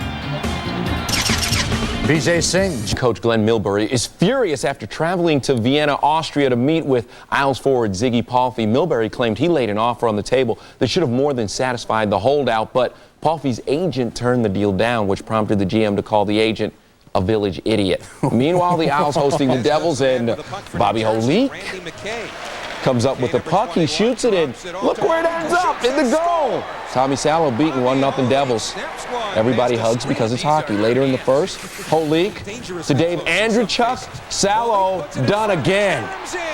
At that point, it's 2-0 Devils. Second period, same kind of score. Martin Brodeur, the defense rests. 22 saves for the kid from the Quebec North province. Mike Milbury, frustrated. So were the fans. It's puck night. Guess where the pucks ended up? Not in the net. And guess who they were throwing them at? Yeah. You feel the flavor. Devils have won 3 of 4. Islanders 2-game winning streak, meanwhile, done. Kiss it goodnight and back to Ziggy Palffy. It's the team's leading scorer, and they really need this guy. But his agent says, hey, we're going to sit and we're going to hold out. And that's kind of the interesting thing about hockey and not basketball. In hockey, they're like, you want to sit? Sit. You can play IHL, you can play in Europe, you cannot play. And they're way apart. They are way apart. Palffy wants about $7 million a season. They're offering about $8 million for 2 years. It ain't going to work. That's a way apart. Exactly. Still ahead. Things that make you go, Michael Jordan has traded his own flesh and blood, sending his son Eric Lacroix to the LA Kings for left winger Roman Vopat and a 6th-round pick. I don't think it's going to be a very pretty picture at the Lacroix house at Christmas time this year. Pop, what are you doing to me? It's the Sharks and the Avalanche. Patrick Waugh sitting this one out despite a 14-3-1 career record against San Jose. Second period tied at 1. Sharks on the power play, and Andre Zuzin beating Craig Billington. The Sharks up 2-1. Second period still, Joe Sakic walking in, beating Mike Vernon. Top shelf number 6 for Super Joe. The goal ties a game at 2 apiece. Third period, the Sharks on the power play. It's Sakic on the turnover, beating Vernon, his 4th shorthanded goal this year, and the Avs win it 4-2. The Sharks remain the league's only winless.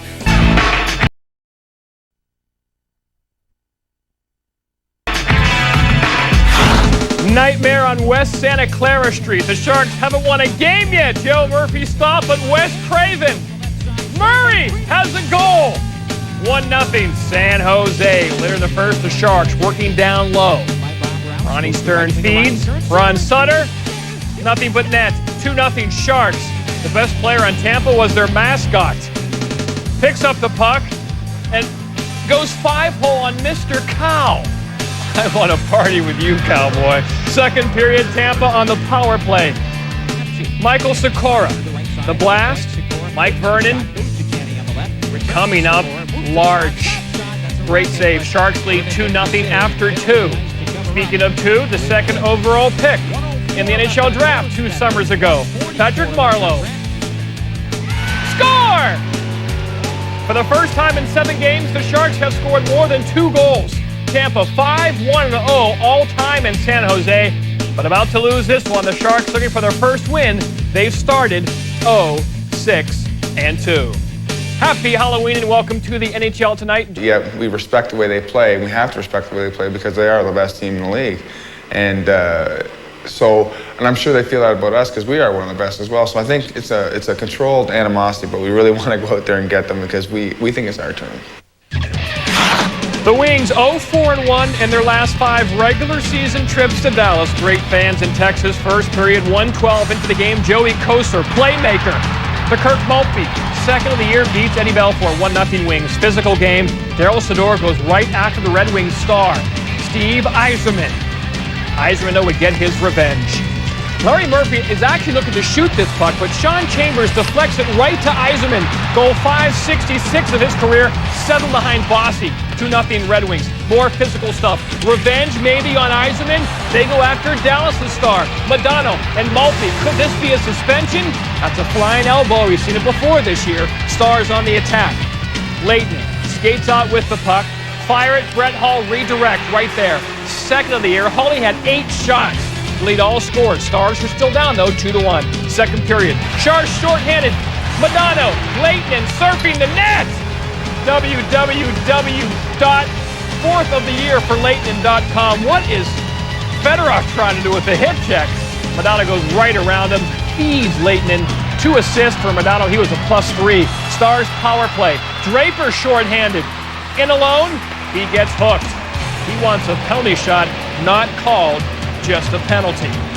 Another Star power play. Sergei Zubov dumps it in. Osgood misses. Nieuwendyk in front. Langenbrunner. Dallas was 0 for 8 on the power play. And then Obi tempers flare for Beek and Aaron Ward.